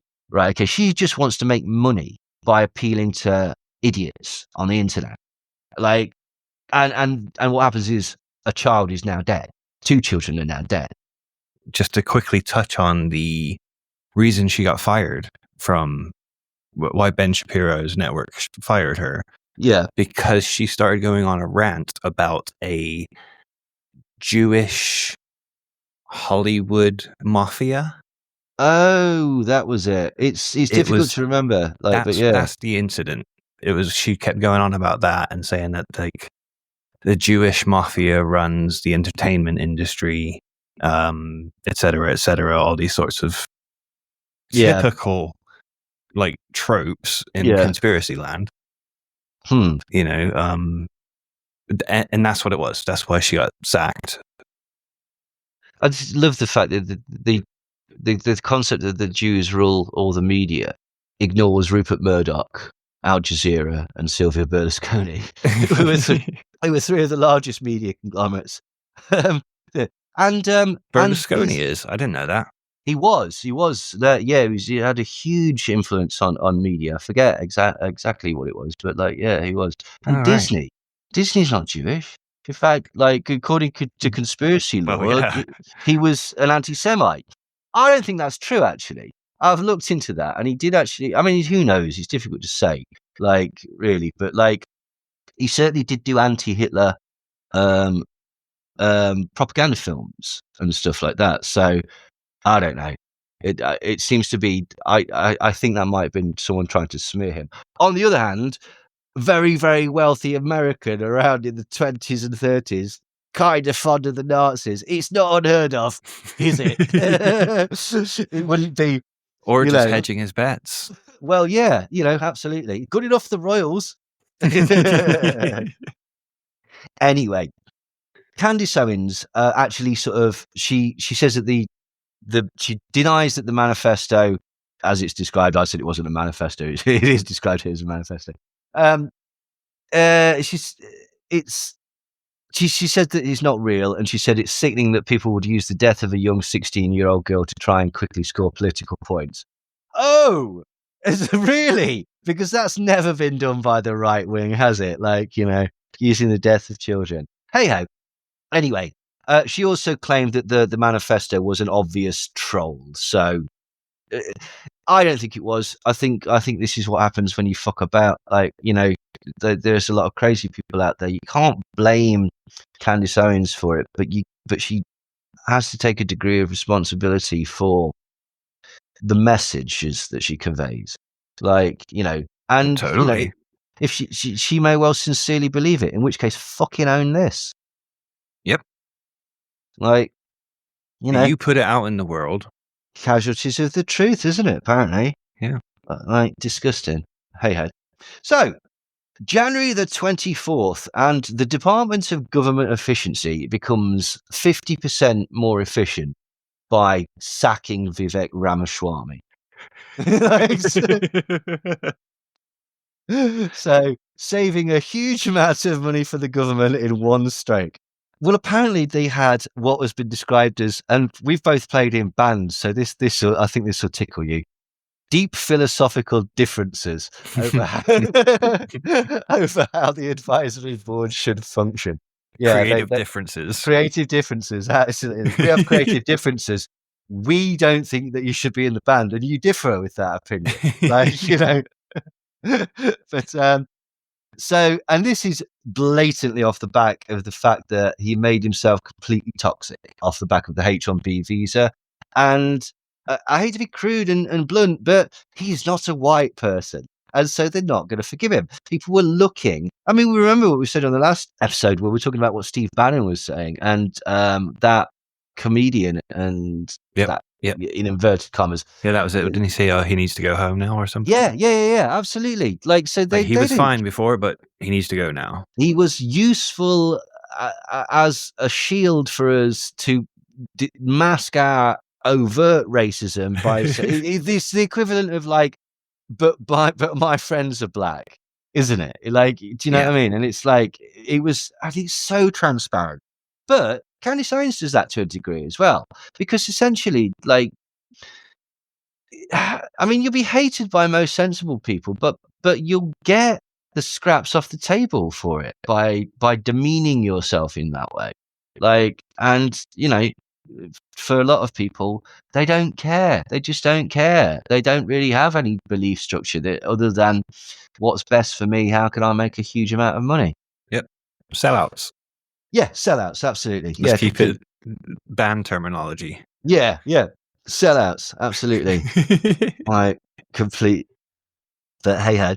So in the UK, the government say that they won't reopen the Levinson inquiry. And the Levinson inquiry was basically a report that came out in 2012 into the conduct of the British press. And basically what was found was that they were despicable, that they were hacking people's phones, essentially going through people's bins for things. And Piers Morgan was this close to getting into a lot of trouble. And this is the thing, a lot of people suggested that if it was reopened, who knows what might come out of it. There's very famous footage of Piers Morgan who claimed during the inquiry that he had no idea how to hack a phone, telling other journalists how to hack a phone.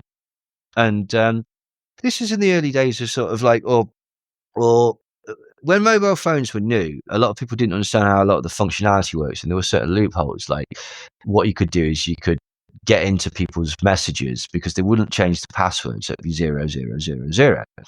And me and my friends used to phone up jobs where basically there would be an answer phone message, and leave your CV after this, and we'd just record a very witty message like, the job's been fucking taken, fuck off. We weren't applying for the job. We were just, we were like, we just wanted to see the world burn, Brent. I'm so glad you guys didn't have 4chan. Yeah. Oh Christ, and Twitter. Fucking hell. Yeah, absolutely. But anyway, so in an interview with Radio 4, Hugh Grant, who was one of the targets of this, and because of his celebrity status, he was able to be quite a big figurehead in bringing the press to task, at least to a degree, more than they would have been, because the press essentially has this thing where they kind of regulate themselves a lot of the time, or they certainly used to. And so, any small victory is better than nothing, I suppose. But anyway, so Hugh Grant's being interviewed on Radio 4, and the UK Culture Secretary, Lisa Nandy, has ruled out that the government reopening the Levinson inquiry. And basically, what Hugh Grant said was, I have some sympathy when I'm in a generous mood for politicians terrified of the Murdochs. And referring to the Murdoch family, owners of NGN, and they were behind the News of the World and a lot of tabloids, Sky News Australia. Rupert Murdoch is one of the sort of biggest media moguls, and is hugely influential in directing policy. For example, when COVID happened, one of the reasons that the government was resisting lockdowns and stricter measures was because allegedly, let's just say, that the Murdoch news network had said, we want people going to work because that's where they buy papers. They buy it for their daily commute, and we're going to lose money.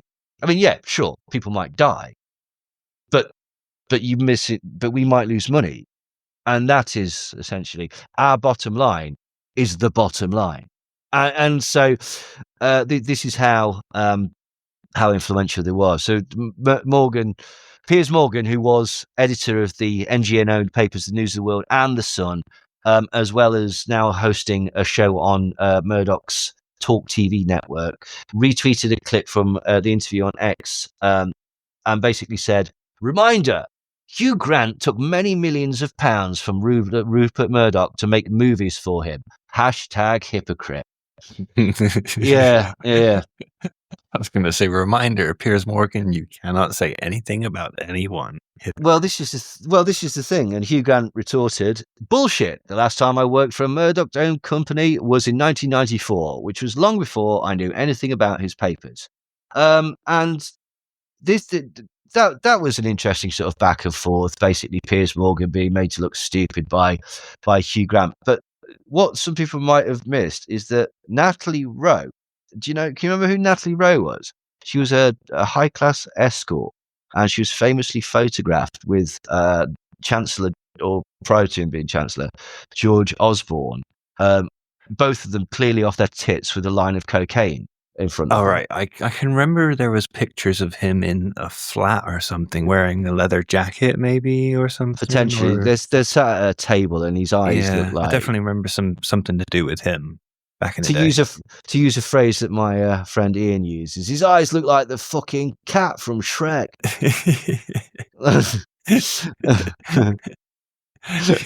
His eyes look like Michael Gove's. Yeah. Well, I wonder if there's some sort of connective thread, like a line of inquiry that runs through those. Who knows? Anyway, so basically, she, who has worked as an escort in the past and is quite open about it, she tweeted that Piers Morgan uses prostitutes / escorts. And if anybody wants, she could put them in touch with a girl called Chanel, who he was introduced to via Simon Cowell of the X Factor fame. So, what a twisted web we weave. I love shit like this. It's mental. So, but also, another famous incident that Natalie Rowe... I bet you used to read like the 3 a.m. girl column or something. And... Oh, yeah. Do you know when I was at uni, right? When I was at uni, genuinely, I used to get up, right, and watch Trisha, then Jerry Springer, then Jenny Jones, then Sally, then Ricky Lake, then Jenny Jones again, then the afternoons, Jerry Springer, and there'd probably be a Montel Jordan in there at some point as well. I fucking loved all that shit. It was like amazing. Like any bit of silly gossip or whatever, and trivia and daft like that. Like I was stoned quite a lot, which helped, but like, Anyway, of Boris Johnson, the former Prime Minister, and he of an unknown number of children. The former Prime Minister and current bin bag. Yeah, absolutely. He basically, when his biography came out, she I think she tweeted it out. "Is there a chapter on when you racially abused me in 1994 at that house in Knightsbridge, where you approached me with a slice of watermelon while imitating a monkey?" So Natalie Rowe's got some fucking tea to spill. Like, in it. Like, I mean, I had heard that before, but yeah, she seems like a fascinating character. And yeah, nobody's sued her. I'll put it that way. Like, especially in today's day and age, I mean, I suppose one could make the argument that maybe she's got nothing or whatever, but it's like, I don't think that's never necessarily stopped people like before. Do you know what I mean? So yeah, totally. I mean, like the guy who said that David Cameron fucked a pig's head. Yeah, I was trying to think of a better way of saying it, but yeah, go for it. He was never sued. No, that's true. It's difficult. The libel laws in the UK are a lot sort of looser than... It's easier to get sued for libel in the UK than it is in America. Right. In America, they have the free speech thing. You have to... I think there's two stipulations, and I may be wrong about this, but you have to make it that you're... If I went out there, like Isaac Cappy said that Tom Cruise is a paedophile, why can't you sue him? Because no one gives a shit. Tom Cruise is not losing a film deal because Isaac Cappy called him a paedophile. If he did, and he could prove it. Tom Hanks. Yeah, who was I saying? Tom Cruise. He looks like what? No, he doesn't. No, I'm joking. Anyway, so yeah, but well, whoever. The point being that basically you've got to show financial damage, and then I think you've got to show that basically you know it to be not true as well, like, and you're doing it to be malicious, although that may not always stand. Anyway, the long and short of it is, like, Natalie Rowe has said that George Osborne used cocaine, that Piers Morgan used as prostitutes, that Simon Cowell was involved in the procurement of said prostitutes, and that Boris Johnson is racist. And the long short of it is, please subscribe to our Patreon because we're about to make a significant donation to the Scientology movement. Absolutely. So, speaking of hypocrites, you know that Isabel Oakeshott and that Richard Tice. You know power couple. The power couple. The white power couple. Brilliant. Oh, that's immense. Yes, perfect. Well, you know how they don't like immigrants and such like that, and they specifically have a big problem with Muslims a lot of the time. They seem to suggest that, like, you know, these people, you won't want to be around them, and you know, so would it surprise you if I said that they'd moved to Dubai? Yes, that would. They've emigrated to Dubai.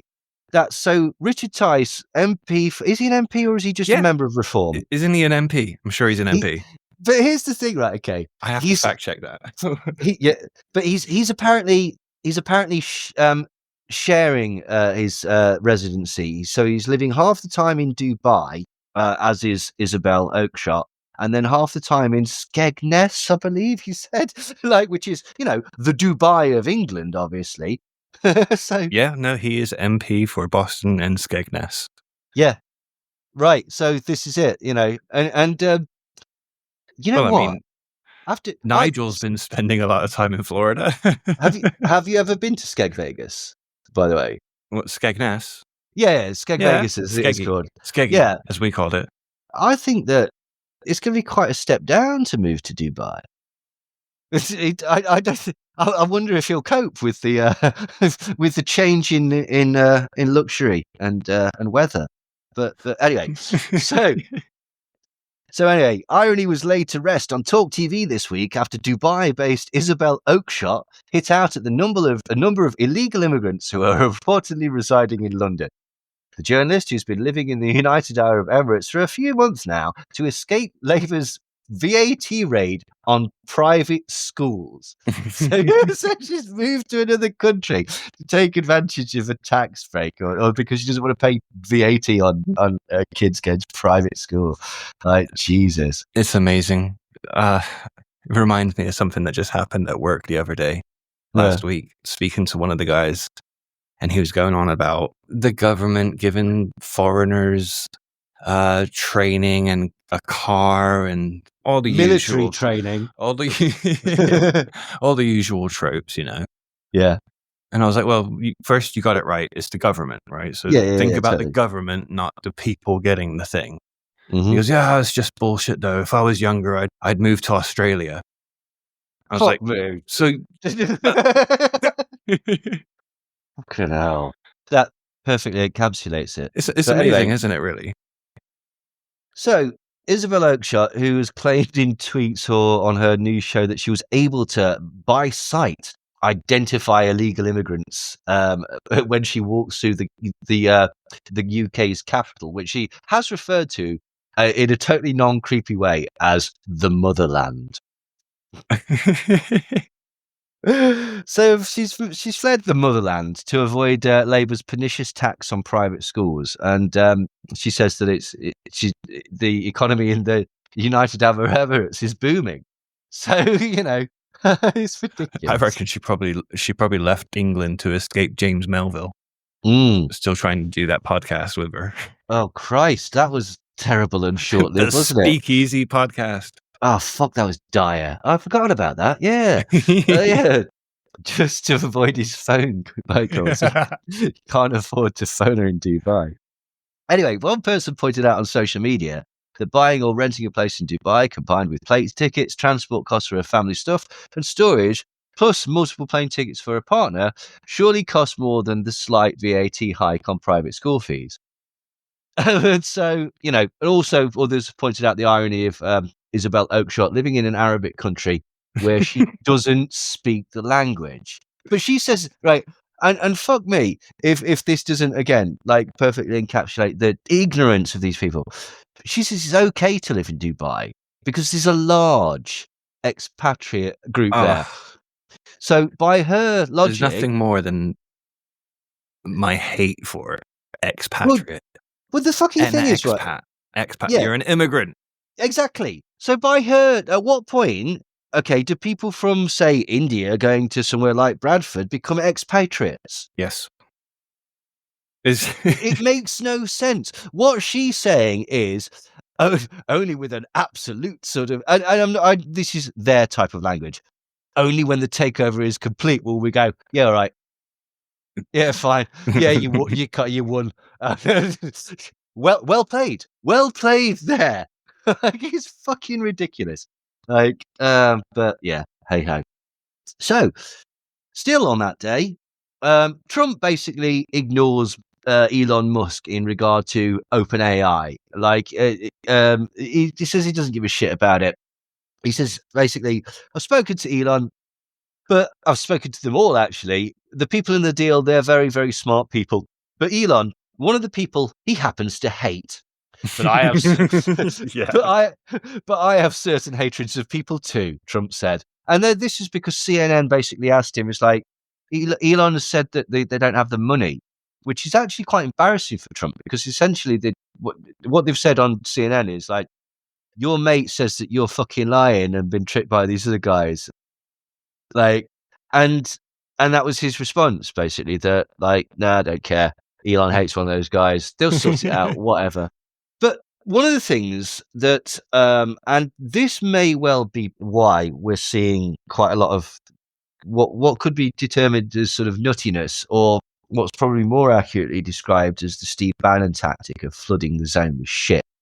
This is what Trump does. He does so many crazy things that it would need some fucking idiot like me sitting down and going what's he done this week? Because it's ridiculous. You're listening to it. It's all over the place. But one of the reasons is so that he can do this, and by the time everyone's seen what's going on, he's sodded off with the money, essentially. But a lot of people have started to notice that a lot of the things that Trump is starting to do and saying that he's doing, they tend to match Project 2025. Remember that thing that was essentially from the Heritage Foundation, which was an updated version of the Mandate for Leadership? That thing that he had nothing to do with.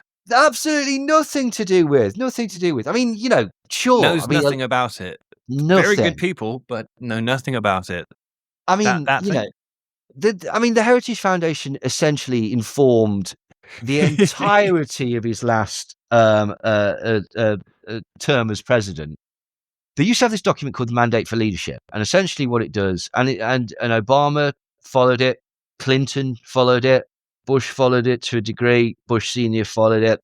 They're an incredibly powerful right-wing lobby organization connected to the oil industry and the media industry and to evangelical Christian networks and the Christian the prayer breakfast and the C Street Group and Douglas Coe and Billy Falwell and Billy Falwell and Billy Graham, and it's a very, very complicated network. Essentially, Jerry Falwell. Sorry, you're absolutely right, Jerry Falwell. Yep. It's nuts. It's absolutely nuts. The concept of dominionism and this idea of sort of muscular Christianity that sometimes have sort of veers into sort of white supremacy and anti-communist stuff, which is a euphemism for Nazis.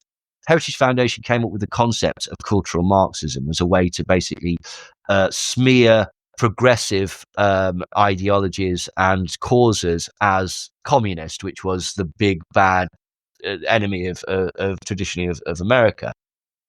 particularly of free market people, libertarians, conservatives, that type of thing. So this is how powerful the Heritage Foundation is. Anyway, so when he was involved, for example, the tax break that Donald Trump gave, the first thing that he did when he came into power the first time, that was a directive from the mandate for leadership. And he enacted 75% of the recommendations in that document. Like, which essentially, Wow. if That's you a want to lot. talk about, a fucking deep state, this is the deep state. They're also involved with Cambridge Analytica and Palantir and things like that, which, you know, is bizarrely in the orbit of Donald Trump now. Peter Thiel's all over him like a fucking cheap suit. It's ridiculous. So anyway, Donald Trump made clear during his campaign he wanted little to do with this Project 2025. He denied it. But early actions basically really align with it. There was an analysis by Time magazine, and it found that nearly 2/3 of the executive actions that Trump has issued so far mirror or partially mirror proposals from the 900-page document, ranging from sweeping deregulation measures to aggressive immigration reform. So basically, like, everything's falling into line with Project 2025's vision, which was for a more aggressive, militarized approach to immigration enforcement. So using the military as a police force. Now, what political ideology uses the military as a police force? Fascism. That's the one. Yay! So I win the essentially, prize. yeah. But yeah, so Trump has issued an executive order suspending the US refugee admissions program, which is basically one of the things that Project 2025 recommended. They wanted an indefinite curtailment of refugee admissions. And he's also moved to extend the restrictions on asylum seekers and halt certain immigration pathways, which are remarkably similar to Project 2025's calls to limit refugee and asylum programs. So basically, this is what he's doing. He's going through it and doing exactly the thing that everyone said that he was going to do, that he said he wasn't going to do. And also, Project 2025, it doesn't believe in climate change. It thinks that regulations on businesses are far too thorough. This is what we're witnessing. We're seeing the dismantling of all climate change stuff in the government and all regulation over businesses that are connected to Trump and Trump's friends. The Alaska drilling, drill baby drill, that's echoing sentiments of Project 2025 calls for expanded oil and gas drilling, specifically in Alaska, which is disgusting. Pulling out of the Paris Climate Agreement, that was also in Project 2025. Reshaping the federal bureaucracy, reducing its size and influence, and empowering the executive branch, which basically means that Trump can bypass Congress with executive orders. What else is he doing? Department of Government Efficiency. This is exactly what Project 2025 outlined, and it's exactly what he's enacting.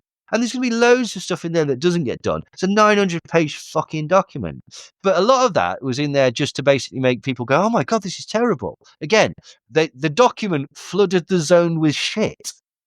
Well, he pulled off 75% last time, so what if he pulls off 75% of it this time? Well, exactly. This is the thing. Like, and these are what other things that it outlines plans for is significant cuts to the federal workforce, reducing regulations and eliminating agencies that are seen as unnecessary or counterproductive. Oh, that seems strangely familiar. relevant. Exactly. There's been a freeze on all federal civilian employee hiring and focusing on reducing the size and scope of all regulatory agencies. Also, issues of gender identity and diversity initiatives. What's one of the things that we've just been hearing all about? DEI. And what did he say in his inauguration? There's only two genders now. Project 2025 had a recommendation to proudly state that men and women are biological realities. And they also basically call to dismantle all DEI initiatives, which is what Trump's been doing. They also want to return to a more isolationist and unilateral approach to foreign policy, which is essentially fuck everyone else, it's America first, which will actually work out being Russia first, but let's not get bogged down in that just yet. Also, Project 2025 wanted them to pull out of the World Health Organization, and Trump pulled out of the World Health Organization. So it's ridiculous, and people did warn about this, but you know, they won't listen, will they? So, January the 25th, Elon Musk appears on Jesus, screen. that was a long day. Yeah, quite. January 24th. Now we're on. Wow. January the 25th, Elon Musk appears on screen at an AFD rally, and he says some rather disturbing things. He says that it's good to be proud of German culture, German values, and not to lose that in some sort of multiculturalism that dilutes everything. Children should not be guilty of the sins of their parents, let alone their great-grandparents. There is too much focus on past guilt, and we need to move beyond that. I'm very excited for the AFD. I think you really are the best hope for Germany. Fight for a great future for Germany. What do you think he's referencing there? Well, I grew up in Germany, so I'm Oh, guessing. yeah. So you know about this stuff then, yeah? Like my peers at the time, their grandparents, well, where were they historically? Well, the ones that survived went to Argentina. Wow. Yeah. I mean, just to lay it out, absolutely proud of German culture is your usual nationalistic dog whistles. German values is another dog whistle to nationalism. But then he says multiculturalism that dilutes everything. That is a specifically fascist idea. The idea of a lessening of culture, a ruining of culture, a thinking of outside influence as a disease on an organism, diluting of culture. That is specifically fascist. And when he's talking about children not being guilty for the sins of their parents, that is essentially him saying, you know what, don't be guilty for the Holocaust. And here's the thing, right? Okay, nobody's guilty of the Holocaust, I don't think. But the words, when what he's saying here is that guilt and understanding and respect and knowledge of he's basically saying you should he's not going quite this far, but he's almost saying that, you know what, you should be proud of that. Like, but this is the bullshit, is like this concept of like, oh, and the same thing is applied to like slavery and stuff like that. Oh, I'm supposed to feel guilty about it, am I? Like, no, no. you're just supposed to acknowledge it. Yeah.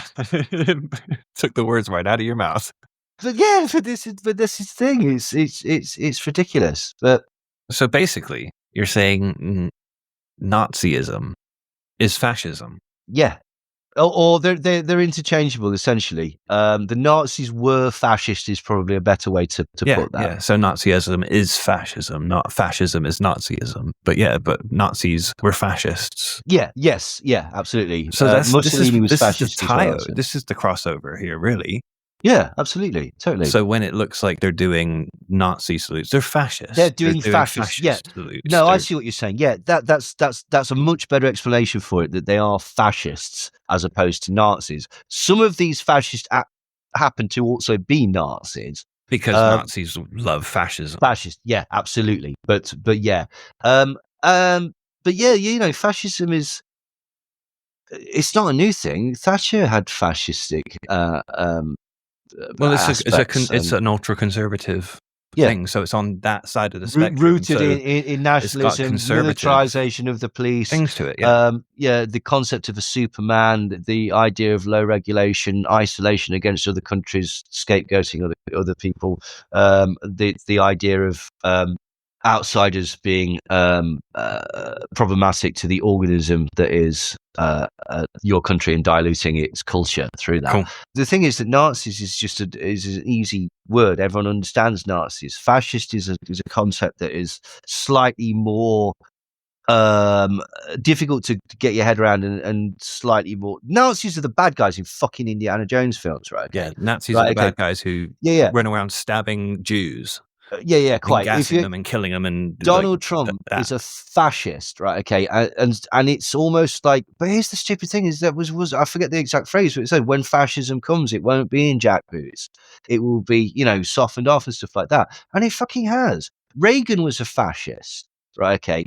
And Alan Moore talks about the fact that basically ideas of superheroes can be fascist in Watchmen. Right. Okay. Like fascism, it is a more difficult concept for people to get their head around. So, using the shorthand of Nazi is sort of more impactful. But as you've pointed out, they're not Nazis all the time, and so that's quite clever, actually, isn't it? Because the kind of sort of using that misunderstanding of terms, and you accuse me of being a Nazi. That's outrageous.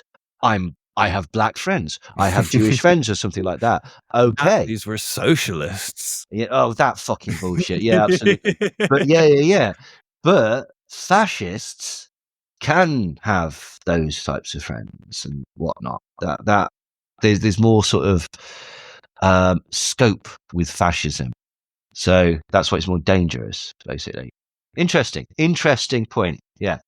Anyway, this concept of two-tier policing. Who's that politician for reform? That one that looks a bit like Mr. Toad that's gone on about two-tier policing. Mr. Nigel Farage. Nigel Farage, right. He's got a nephew called Joseph. And he appeared in the dock on that particular date, pleading guilty at Croydon Magistrates Court for taking a photo of a girl's knickers by upskirting her. Now, although this crime is punishable by a prison sentence, Nigel Farage's nephew escaped with a fine of £576 plus £200 in compensation. So Joseph Farage. Yeah, interesting, isn't it? Joseph Farage admitted to placing his mobile phone beneath the clothing of his victim for the purposes of sharing a picture with a third party and with the intention to humiliate and distress the woman in question. That would definitely deserve prison sentence. Yeah, you'd think so. And, for it was weird, though, because, the protecting women lot, they didn't seem bothered by this.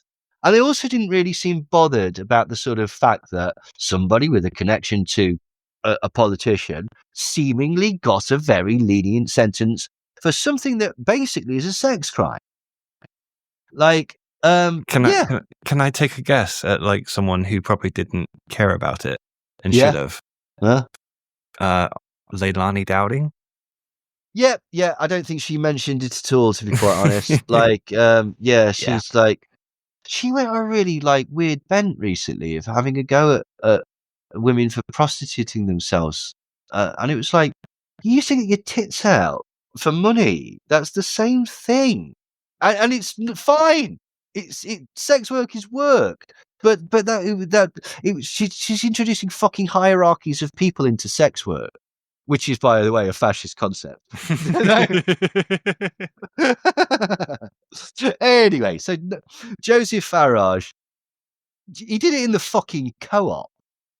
He did it in the Orpington branch of the co-op. He used his mobile phone to take a photo of this woman up her skirt.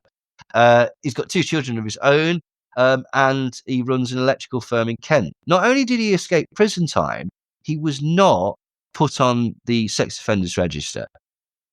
Well, that all sounds a bit weird. Apparently, authorities say that because the victim was over the age of 18, there's no automatic submission to the register. But at a time when Nigel Farage and his colleagues are basically using sex crimes in Rotherham and the concept of two-tier policing in other instances, particularly the Southport riots, the optics aren't great, are they? It shows that basically they're selective in which crimes to get massively frothed up about, and also that basically they're also selective in their concept of what is considered justice, basically. Or two-tier justice system. Speaking of two-tier justice system, people start to spread more lies about Southport. So Jim Ferguson, who is He's a Oh, a terrible individual. yeah.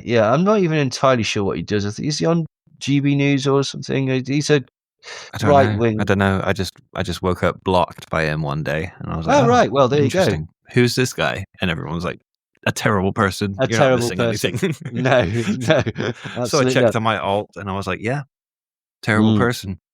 Well, I mean, Back away. you would have missed things like this. Like he tweeted out, breaking, the truth is surfacing and it's chilling.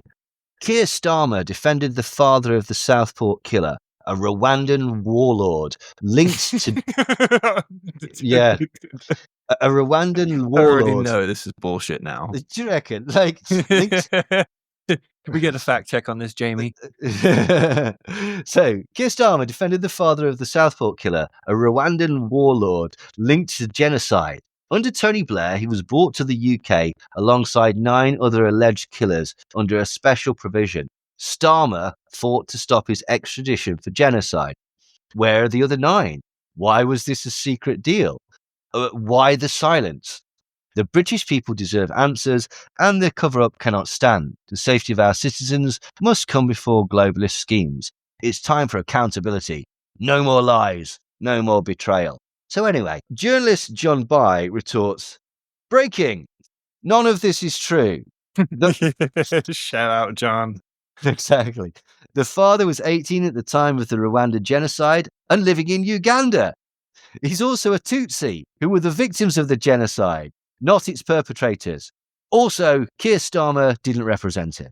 So literally everything in that tweet was absolute bullshit. But that was going all over the fucking place. I can't remember exactly who retweeted it, but the usual sort of Suspects. idiots. Yeah, basically.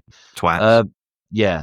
Speaking of twats, Peter Hitchens had an interesting idea about what was behind behind the Southport killings, where no. you know what it is, don't you? If you follow what fucking Peter Hitchens is sort of obsessed with, you already Lucy know. Letby is what he's obsessed with. He is obsessed with Lucy Letby, very much so. Like, but he's also got another obsession that he thinks is essentially the cause of most crime. Weed. Yes, I He know thinks- this because me and him had a massive blow up like a few months back Oh, did you? over the Lucy Letby stuff because someone else was calling him a conspiracy theorist, and Yeah. he was like, "How am I a conspiracy theorist?" And then Because you've got this theory about a conspiracy involving. Yeah, exactly. Like, He tagged me in it, and then like me and him started going back and forth, and then he was I like, remember. "I really think you should go now." And then I don't I know. remember. He You must made have him look a muted me twat. or something. I think. Yeah, I do remember that now. Actually, you made him That look was funny. stupid. He had something. He got something really, really wrong. Didn't I? Can't remember exactly what it was, but yeah, like, but yeah, he suggests that weed is behind the Southport killings. He doesn't know for a fact that Axel Ruder, what's his name, smoked weed, but he does know that he's a teenager and he's got an axe to grind. So that's good enough. Some people might say, "Wow, Peter Hitchens, that really makes you a fucking twat." But but everyone's entitled. Some people, Some people might say that. some dare call it conspiracy. Might say that. Both of us. And everybody's entitled to their opinion. Speaking of Lucy Letby, Gareth Icke decided that he's going to stick up for her because it's a massive, massive travesty of justice. And David's on board with that as well, as is Leilani Dowding, as is quite a lot of people. Basically, they're all convinced that that there's something afoot. I mean, they've got no coherent theory. They're just saying, "Well, look at this," and "Well, look at this." And Susan Oliver did a fabulous breakdown of the case and looked into it. And it doesn't look good for Lucy Letby. I think, but for some reason she's caused a celeb with people on the internet at the minute.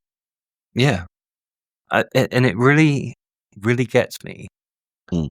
Like, as a conspiracist, why do we always stick up for the worst people?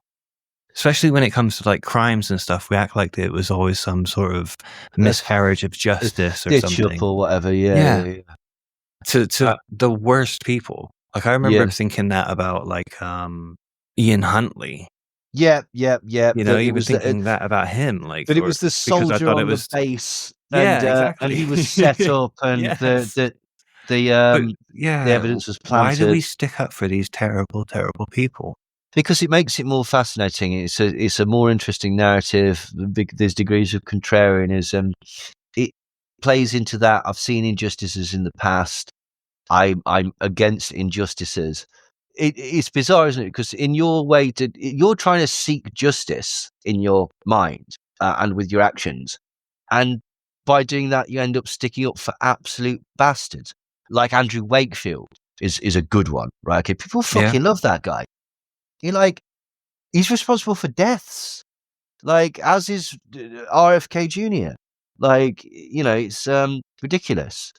But yeah, so Gareth is sticking up for Lucy Letby. But the main thing is that Sean Adel-Tabai, what's his? I can never. Like, Sean Adel-Tabai. Thank you. And David Icke were arguing on Twitter. For some reason, they have this relationship bond, if you will, where they can't seem to let each other go. Like, Sean basically used to be friends with David. When David was setting up his initial go at Iconic, which was called The People's Voice, Sean was the person who was set up to run this. And for reasons, they fell out. Who can say why they fell out? Shall we say? Fuck it, I'm saying. So basically, because I've heard it from several people, right? Sean told this to the chap from. It has been suggested that the sacking of Sean from the People's Voice coincided with David finding out that he was going to marry his partner, who was a man. Yes. I don't know if this is true or not. I have absolutely no idea. That is what I've been told by several people who apparently have knowledge of. I'll tell you what is true about this statement. Mm-hmm. Is Sean Adel-Tabai and his partner were one of the first. The first, wasn't it? Yeah. It's the first gay marriage in the UK. There was like quite a few that all got married at the stroke of midnight. Yeah. And he was him and his partner were one of them. So they were one of the very first couples, same-sex couples, to get married legally in the UK, which is fantastic. Absolutely. Good for them. Yeah, wicked. I mean, the stuff that he puts out on the internet is bullshit. Like, total bullshit. And it's dangerous bullshit because I don't agree with it. Like I think he's justifies it by basically saying, it's like the sort of World Weekly News or whatever, but it's not. It's like, fuck off, Sean. Like, let's be honest. You're angry at David, and so you're out Daviding David is what you're doing, right? And so you basically put out a fake story that the World Economic Forum was going to overturn the recent USA election. And, he puts out dozens of bollocks stories every day, and he makes money off of them, fair play, whatever. Like, but David responds, and I don't know why he cares, to be quite honest. He said, "This is the guy who told you that Trump was going to arrest Bill Gates and send him to Guantanamo and endless other complete crap year after year. To be fair, David, you did tell us that the moon was a spaceship that was transmitting reality onto the planet at the behest of reptilian overlords from the draconian star system." Anyway, so this is the guy who told you that Trump was going to arrest Bill Gates and send him to Guantanamo and endless other crap year after year. This was before Trump's 3-hour dinner with Gates at Mar-a-Lago and Trump's $500 billion AI announcement that included mRNA fake vaccines that have been promoted by Gates. People taking this bloke seriously is one of the great confirmations that humans will believe anything. Trump, Gates, Schwab, Musk are all part of the club. The rest is theatre and gullibility. Yeah, the irony is fucking so thick you could split it with a headbutt. And then Sean responds by trolling Ike about his relationship with Zen Gardner, his former colleague. Ouch. Oh no. Yes. Oh no. He pulled the Zen card. He always pulls the Zen card. Right? Yikes. This is the thing. Neither of them have blocked each other. Both of them bitch at each other. Yeah. And every single fucking time, Sean whips out the Zen Gardner thing. Zen Gardner was a guy that used to work with David quite a lot and informed quite a lot of his stories and things like that. And it transpired that he was involved. Was it the Children of God? like cult which encouraged paedophilia, and since then David has sort of disavowed any sort of knowledge of him and tends to avoid the subject. But yeah, it's just it's just fascinating to see these people bitch on at each other. But yeah, whether that story about Sean is true, don't know. That's what he's told other people. I do always find it very funny though when Sean owns David. And he does it just by basically going, because it's like, you can't make fun of me. What I'm doing is bullshit. You're the one that's pretending what you're doing is serious. Yeah. You told us that you continue to pretend that COVID doesn't exist and that somehow 5G is deadly. I think the way that someone like Sean sees it is like, well, advertising companies feed you a bunch of bullshit, so why can't I just feed you a bunch of bullshit and make money off of it? Yeah, absolutely. Yeah, but yeah. the information that you're feeding is very dangerous. You know, and if like an advertising agency or company is spreading actual lies, then they should also be shut down. And it makes Like, at the other end of the day. people, it makes other people who are also idiots and are also dangerous money. Like a Liz Churchill or whatever will spread people's voice articles as if they're absolutely real, and she'll get 1 million fucking views. She's making a living off of that. Like, do you know what I mean? And then she gets a big audience, and then she spreads other stuff which isn't so silly and ineffectual. Like, do you know what I mean? Stuff that actually can affect people. Stuff about ignoring doctors, that type of thing. Like, do you know what I mean? So on Twitter, it's all bitchy fights and stuff like that, which is interesting because apparently Elon Musk has admitted that Twitter's failing. In a leaked email, Elon apparently said that X is in a very dire situation from a revenue standpoint. We've witnessed the power of X in shaping national conversations and outcomes, but our user growth is stagnant, revenue is unimpressive, and we're barely breaking even. Yeah. Good. Fuck him. Yeah. You know what I would say as well, because I have noticed he still hasn't removed my tick. Does he not? And I unsubscribed many, many months ago. Right. And I still have a tick, and I still have like a subscribed account. He's just desperate. It's like I've been gifted it or something. But is that to boost the numbers, to inflate the statistics and be like, oh, look, this many people have What did you say? What did we say earlier about how Elon Musk makes his fucking money? He hypes something up and then borrows off the back of that. It's the same shit with fucking Twitter, and it's the same shit with this fucking this circle jerk loop of, Alex, you do stuff on Twitter, I'll get you 10 million views. They're not real fucking views, but he gets the revenue off the back of that, which encourages him to go back on Twitter. And it's this just bullshit. And then he shows the advertisers those statistics. See, look, this many people viewed it, but it's a lot of bots. No, it's all nonsense. Like, again, Knowledge Fighter are excellent at doing this. They've tracked, like, Alex, it doesn't matter how many views he gets. His revenue stream from people going to his store and buying is a flat rate. Okay, he's got his customer base. He's not getting new fucking customers off of X, Twitter. It's just bullshit. It's all flim flam designed to stroke people's egos. But also, the annoying fucking thing is that a few people make a fuck ton of money from Twitter. They all happen to be fascists, but which is potentially, I don't know, maybe there's a reason that pattern exists. Hey, who knows? But anyway, according to Grok, which is the AI thing, the free speech advocate Elon Musk has banned more real non-bot accounts in 6 months, 1.9 million, than Jack Dorsey did in 13 years. He only banned 1.6 million people from Twitter, apparently. The robot said that? You've got to trust the robot. Anyway, more good news for Elon was that he wasn't allowed in the White House. Doge was basically told that they couldn't have an office in the White House and was told to set up across the street. And this was Donald Trump's chief of staff, Susie Wiles. She basically says, no, you've got to go into the Eisenhower building, which is across the road from the White House, which is somewhat, of a snub to Elon. But I don't know. Well, I do know because we're living in the future. It didn't stop anything. Hey ho, that's all to come. So that's to look forward to. Like, God, we're good at this, aren't we? Look at that. We're setting up people like interest for like future stuff, and we just did it effortlessly. Like, we didn't even think about it. Anyway, so on January the 26th, a load of immigrants that were deported to Brazil arrived in handcuffs, and this was massively criticised by the Brazilian government.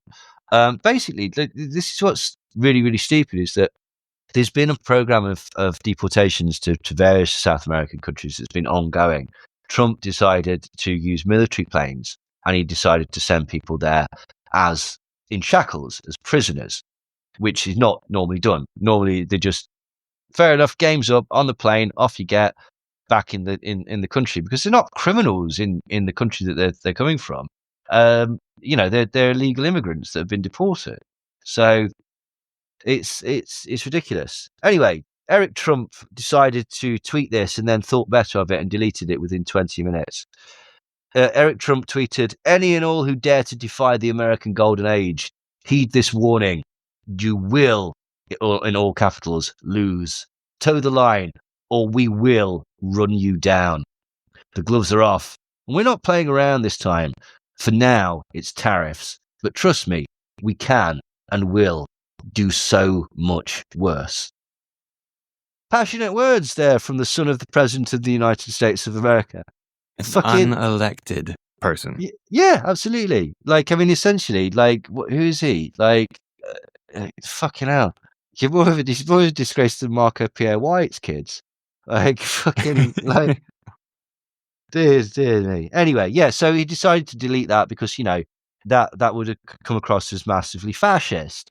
But, everybody basically knew that something happened with Colombia as well. And this is going to be an ongoing theme, that the Trump administration is going to fuck up mightily, cost the American taxpayer a huge amount of money, and then pretend that it's a win.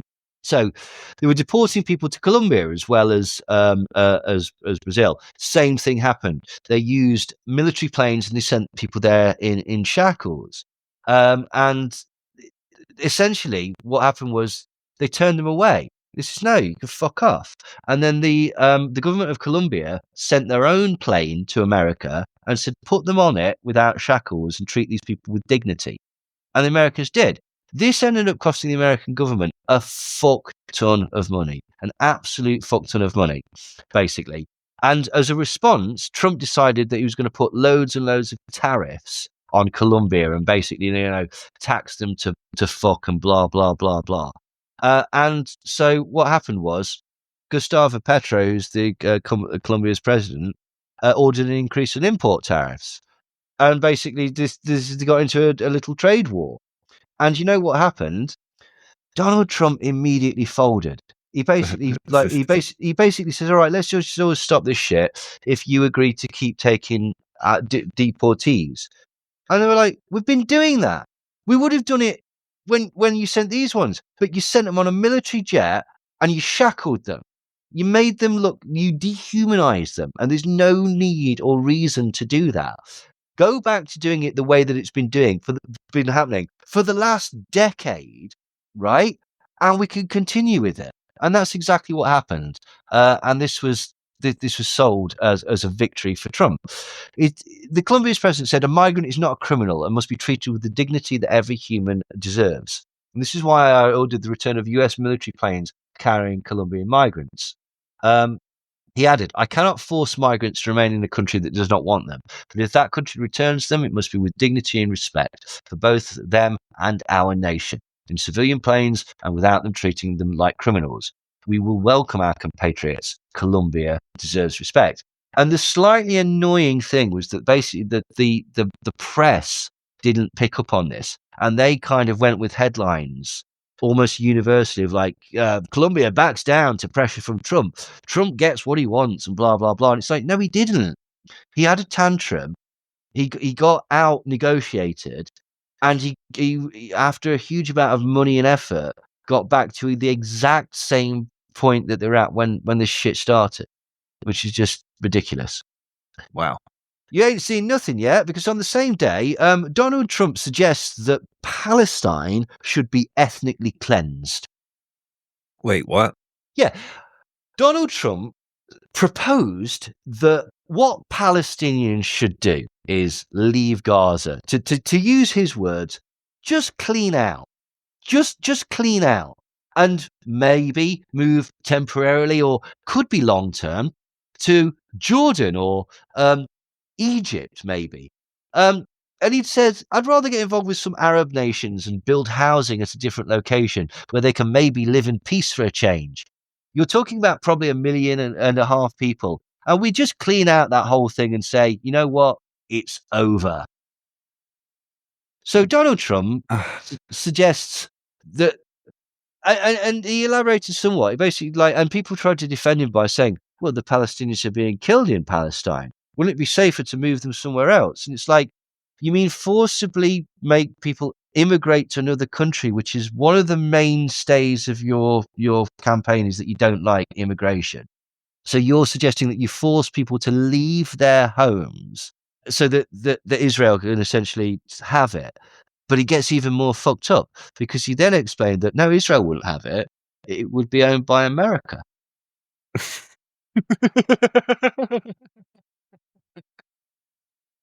Well, what He has- planet is this man on?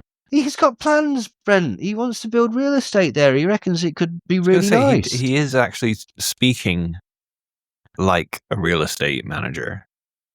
He's speaking like a fucking maniac. Well, yeah. Because on the same day, he decided to call Denmark to have a chat with them about when exactly America is going to take over Greenland. And we're back to Greenland. Yeah, and the details of the call, which were described by officials from Denmark as horrendous. Apparently, Trump said, I think we're going to have it. I think that the Arctic Islands residents want to be with us. I do believe Greenland will get, because it really has to do with freedom of the world. It's got nothing to do with the United States, other than we're the one that could provide the freedom. So Danish Prime Minister Mette Frederiksen said that the call was horrendous, aggressive, and confrontational in Trump's attempt to take over the island of Greenland. It was like taking a cold shower, he said. So, another official from the Danish government said before, it was really hard to take this seriously, but I think that Donald Trump is serious, and potentially this is a very dangerous situation. Oh my God. Yeah. I really did think he was trolling. Well, I mean, trolling is an internet thing, isn't it? And, one of the things that's also very big on the internet is cryptocurrency. And Trump and Melania both issued a crypto meme coin, which is even less secure than Bitcoin or crypto investments. And they issued this 2 days before the inauguration. And on this day in January, it completely crashed. Which meant that basically everyone that put money in lost all their money, except for Donald Trump and all the people who controlled 80% of the wallet. They managed to make tens of millions of pounds. It wasn't the billions that others people, but a lot of people did lose money. There was a lot of people on conservative Reddit forums basically saying, like, he owns casinos, he knows the addiction of gambling, this is preying on the poor and most desperate, this is a lame money grab, it's shady, this crypto is the most blatant Ponzi scheme in history. If Biden pulled this shit, how would we feel? I can't imagine another president doing this. Yeah. So, but also, speaking of people who are just completely without principles, JD Vance went completely back on his previous statement 2 weeks ago that those that attacked and killed police or planned to murder politicians on January the 6th should not be released or pardoned. He felt that some should be, people that maybe were caught up in it and went into the building but didn't actually cause any problems, other than being there. But he had a very, very clear idea of who shouldn't be allowed out. And also Lindsey Graham said that releasing people was a mistake, and that the clemency could end up spurring more violence, which maybe it did. Who knows? We shall see. But basically, Vance claimed that the new administration had looked at each case individually and concluded that there was a massive denial of due process of liberty and constitutional rights, which is absolutely bullshit. He said, the president believes that. I believe that. And I think he made the right decision. So, J.D. Vance, the eyeliner wearing Ewok looking motherfuckers, as slippery and as he previously said that Trump was America's Hitler, and now he's just completely in his pocket, which is just embarrassing, really, aside from anything. But hey ho.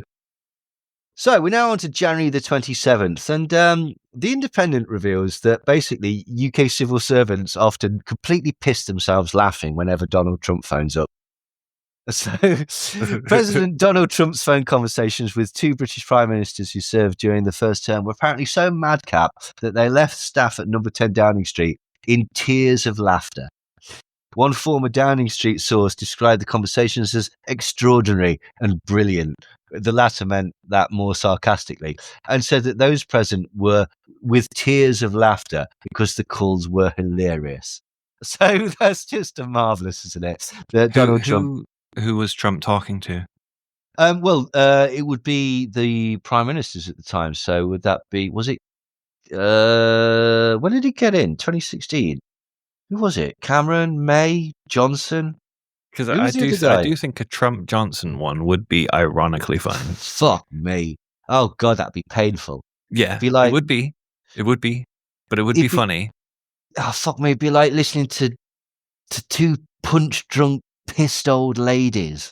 Like Jesus Christ! Oh no. Why would it be two old ladies when it is like two old twats? Well, absolutely. I was thinking of my nan and how she used to just like, what are you talking about, Nan? Like, just, yeah. Hey ho. Anyway, so bad news for anybody that was that heavily involved with AI, because apparently the Chinese released something called DeepSeek, which is far cheaper and far better than either OpenAI or XAI. So a Chinese-made official artificial intelligence model called DeepSeek shot to the top of Apple Store's downloads, stunning investors and sinking tech stocks. Basically, it was built at a fraction of the cost of industry-leading models like OpenAI because it uses few advanced chips. That possibility caused chip-making giant NVIDIA, who's one of the people involved in Trump's OpenAI thing that they've committed $500 billion to. They lost $600 billion of their market value, which is considered the biggest one-day loss in US history. Essentially, what this means is that people are putting a lot of money backing Elon and Sam Altman and people like that with AI, and it could be fabulous, it could be transformative, but at the same time, they might be backing the wrong horse. Like that might be the Betamax to the VHS. What was it? Was it VHS? Yeah, it was. Yeah. But also with America isolating themselves and getting on literally everyone's fucking nerves at the minute. Like people might go, you know what? Fuck you. We'll have that Chinese model. Fuck. Alex Jones was right. Elon really is trying to save the world. And if you live by the capitalist sword, you die by the capitalist sword. Yeah, speaking of capitalist swords, Elon working for you have got some segues. I'm good at this. Yeah. Cooking like Elon, who works for Donald Trump, who spent over 40%, I believe, of his original term fucking around on his golf course, and spent a huge amount of time working at his place of residence and using his own businesses in ways that made him money whilst as president. Well, they want to basically terminate remote work for federal employees. They think that basically it's really vital that people return to office. Which is fucking stupid because this is just obviously an excuse to just hack away at loads of departments that they don't actually want for whatever reason, right? Okay, because it provides oversight or regulations that they don't want, or because it's for some sort of initiatives that they don't agree with, like DEI, for example. It's weird though how that it does cross over to these similar sort of politics here in the UK, because there's a real attack on work at home. Yeah, because it's a landlord class, it's a landlord oil industry, and the media Newspapers. industry. Exactly, same thing.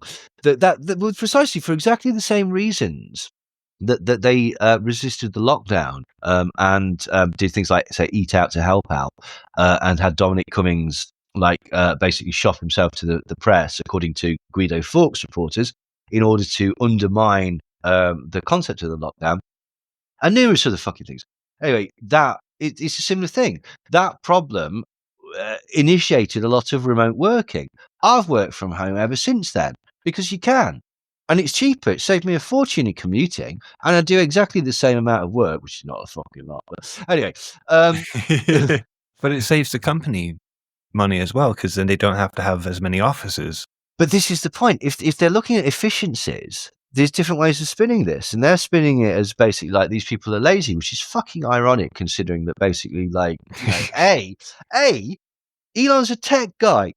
Like, you would have thought that basically like being able to work remotely would be massively advantageous to him because it uses tech and stuff like that. Do you know what I mean? And also it saves money.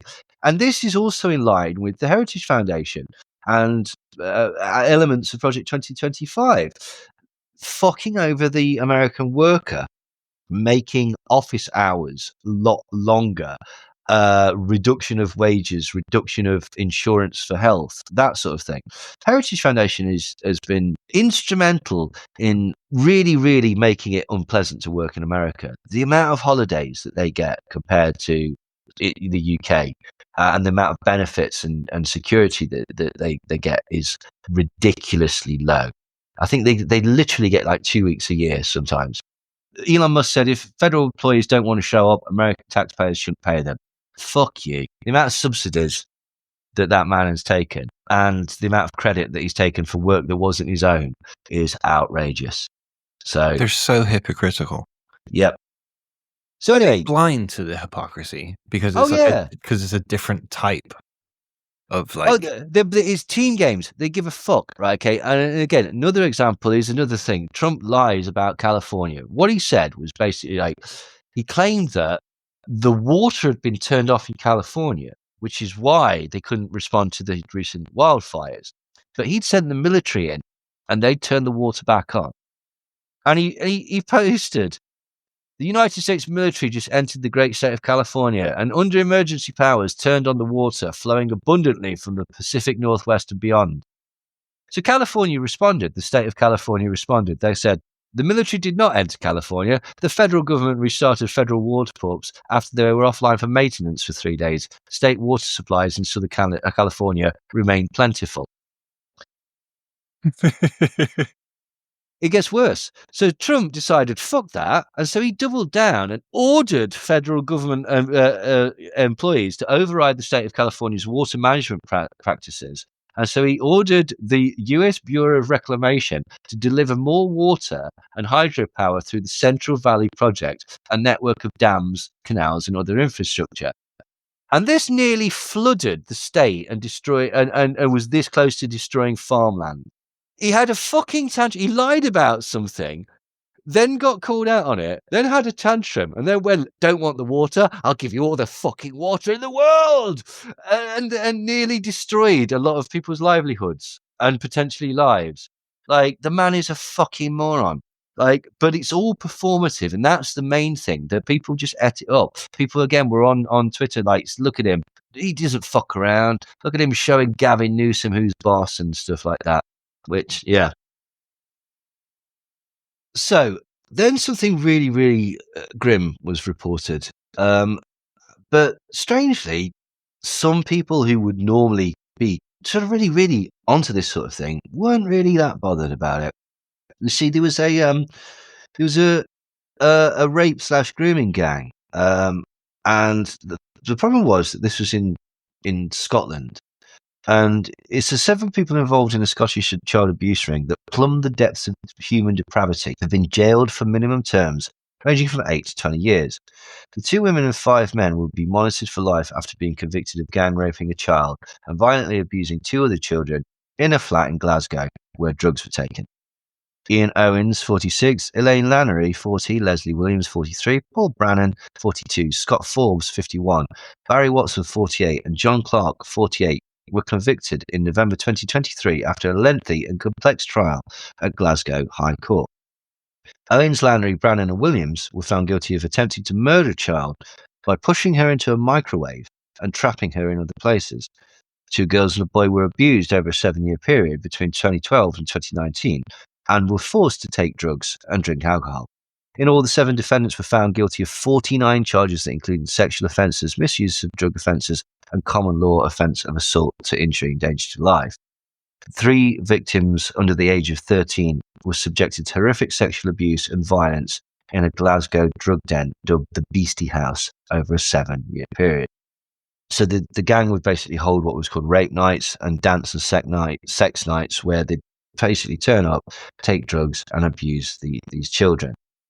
One of these girls was raped by members of this gang when she was young enough to be wearing a nappy. And she apparently described being locked in a cupboard that was full of spiders and forced to eat dog food after being shut in an oven. This is absolutely disgusting. There's also beatings and other instances of sexual violence. This was obviously a horrific crime, and it's good that people have been given jail sentences. But do you know who didn't talk about this at all? Fucking anyone. Well, I'm pretty sure like people that follow Tommy Robinson would like talked about it. Surely You'd think so, wouldn't you? But the strangely GB News? not. No, not really. No, Leilani Dowding didn't really mention it as far as I could see. Like, it was Richard Tice. No, not. There was one person that did mention it a couple of days afterwards. Darren Grimes used it to say that basically, isn't it a travesty that white people get longer sentences than Muslims? Yeah. The fucking depths of that man's depravity is just disgusting. But it took him about 2 days to come up with that, and that was the best way that he could spin it. But essentially, he had to go with the 2-tier. Yeah, and it's fucking ridiculous. I mean, it's so obvious. It's like this doesn't interest people because the perpetrators are white and did the crime in the country that they were born in, so it doesn't fit the agenda. And you know what's really bizarre about this, right? Okay, so there's been a couple of these recently, right, okay, involving white groups. When we were into conspiracies, we'd have been all over this like a fucking rash. Now, of course, we'd been saying that it was evidence of a satanic ring, satanic government practice and stuff like that. There's a previous case, obviously, that we would have all talked about to do with Scotland. Holly Gregg. Yeah, absolutely. This is the thing, which I think that turned out to be mostly lies, to be quite honest, or all lies. But this is the point, that angle doesn't seem to be very prevalent at the minute. I mean, maybe it is, maybe I'm sure somebody spotted it. Anyway, friend of the show, Dr. Phil, went on immigrant raids in America. What he did was he went out with ICE, is it, or whatever, and was picking up illegal immigrants off the fucking streets and filming it like something out of fucking Running Man or something. That is pure dystopia. They were turning the rounding up of immigrants by a militarized enforcement agency by using Dr. Phil as a fucking host. That is so distressing. There's a film called Series 7. It's fucking dystopic. Again, this is the sort of thing that should be picked up by Alex Jones and should be picked up by David Icke and should be picked up by people. This is the normalization of the fucking police state. They're turning dehumanizing people into entertainment to fulfill a government policy in order to appease racists as part of a fascist fucking government. Where the fuck is everybody? Why is nobody pointing that out except for some people in the mainstream press? Like, where are the conspiracy theorists? Like, It doesn't serve the narrative. yeah, but they fucking dropped the ball on this one. It's fucking ridiculous. They've been waiting their entire life for this to fucking happen. Right, okay. This fucking New World Order turns up and they miss it. Like, it's ridiculous. It's so incredible. But yeah, you're absolutely right. It's because it doesn't suit the narrative, because they're making money in other ways. Like, can you imagine, like, 2003, Alex Jones talking about Dr. Phil, or a television personality going out and filming rounding up of immigrants or criminals or anything? Fucking hell. He used to talk about how, like, Call of Duty was there to talk people into, like, normalizing killing and stuff like that. Like, do you know what I mean? He'd read the white papers, everything. Like, Yep. this concept of predictive programming and shit like that. Okay, how is this not predictive programming for an expanded police state? I've seen the video, and Dr. Phil gets kind of embarrassed because the bloke sort of recognises him, basically. But it's not dissimilar from. Can you remember, like, sort of turn of the millennium, all those sort of like videos that be going about people being rounded up by the government because they were Christians and like being swatted and stuff Yep. like that? We were talking about FEMA camps earlier. Precisely. Yeah. Yeah. Suddenly that's fine. But on the following day, the January the 28th, Alex Jones starts going absolutely mental about something called it's a 1953 book called The Mars Project. And this is by Werner von Braun. And basically, in it talks about a man called Elon. It says, the leader of Mars shall be called Elon. And this is like crazy because, you know, Elon Musk is called Elon, right? And Elon Musk is interested in Mars and sending rockets there, yeah? So it's like, I mean, I tend to agree with Alex on this one. The only possible explanation for this is that Werner von Braun was an incredibly psychic remote viewer. That sounds legit to me. I'm And going so with he'd it. seen into the future and seen Elon Musk's rise to power and Yep. decided to basically put it in a slightly coded way into this 1953 book called The Mars Project. Hey, the Nazis were into some occult magic, man. Oh, absolutely. And they had Die Glocke, like which Yeah. was, some people say, is a time machine, also communicating with grey aliens, and they've got all that base down in Antarctica. So this is entirely Yep. possible. Yep, totally. You know, I mean, that would I potentially. can't believe like I actually would have taken that seriously once.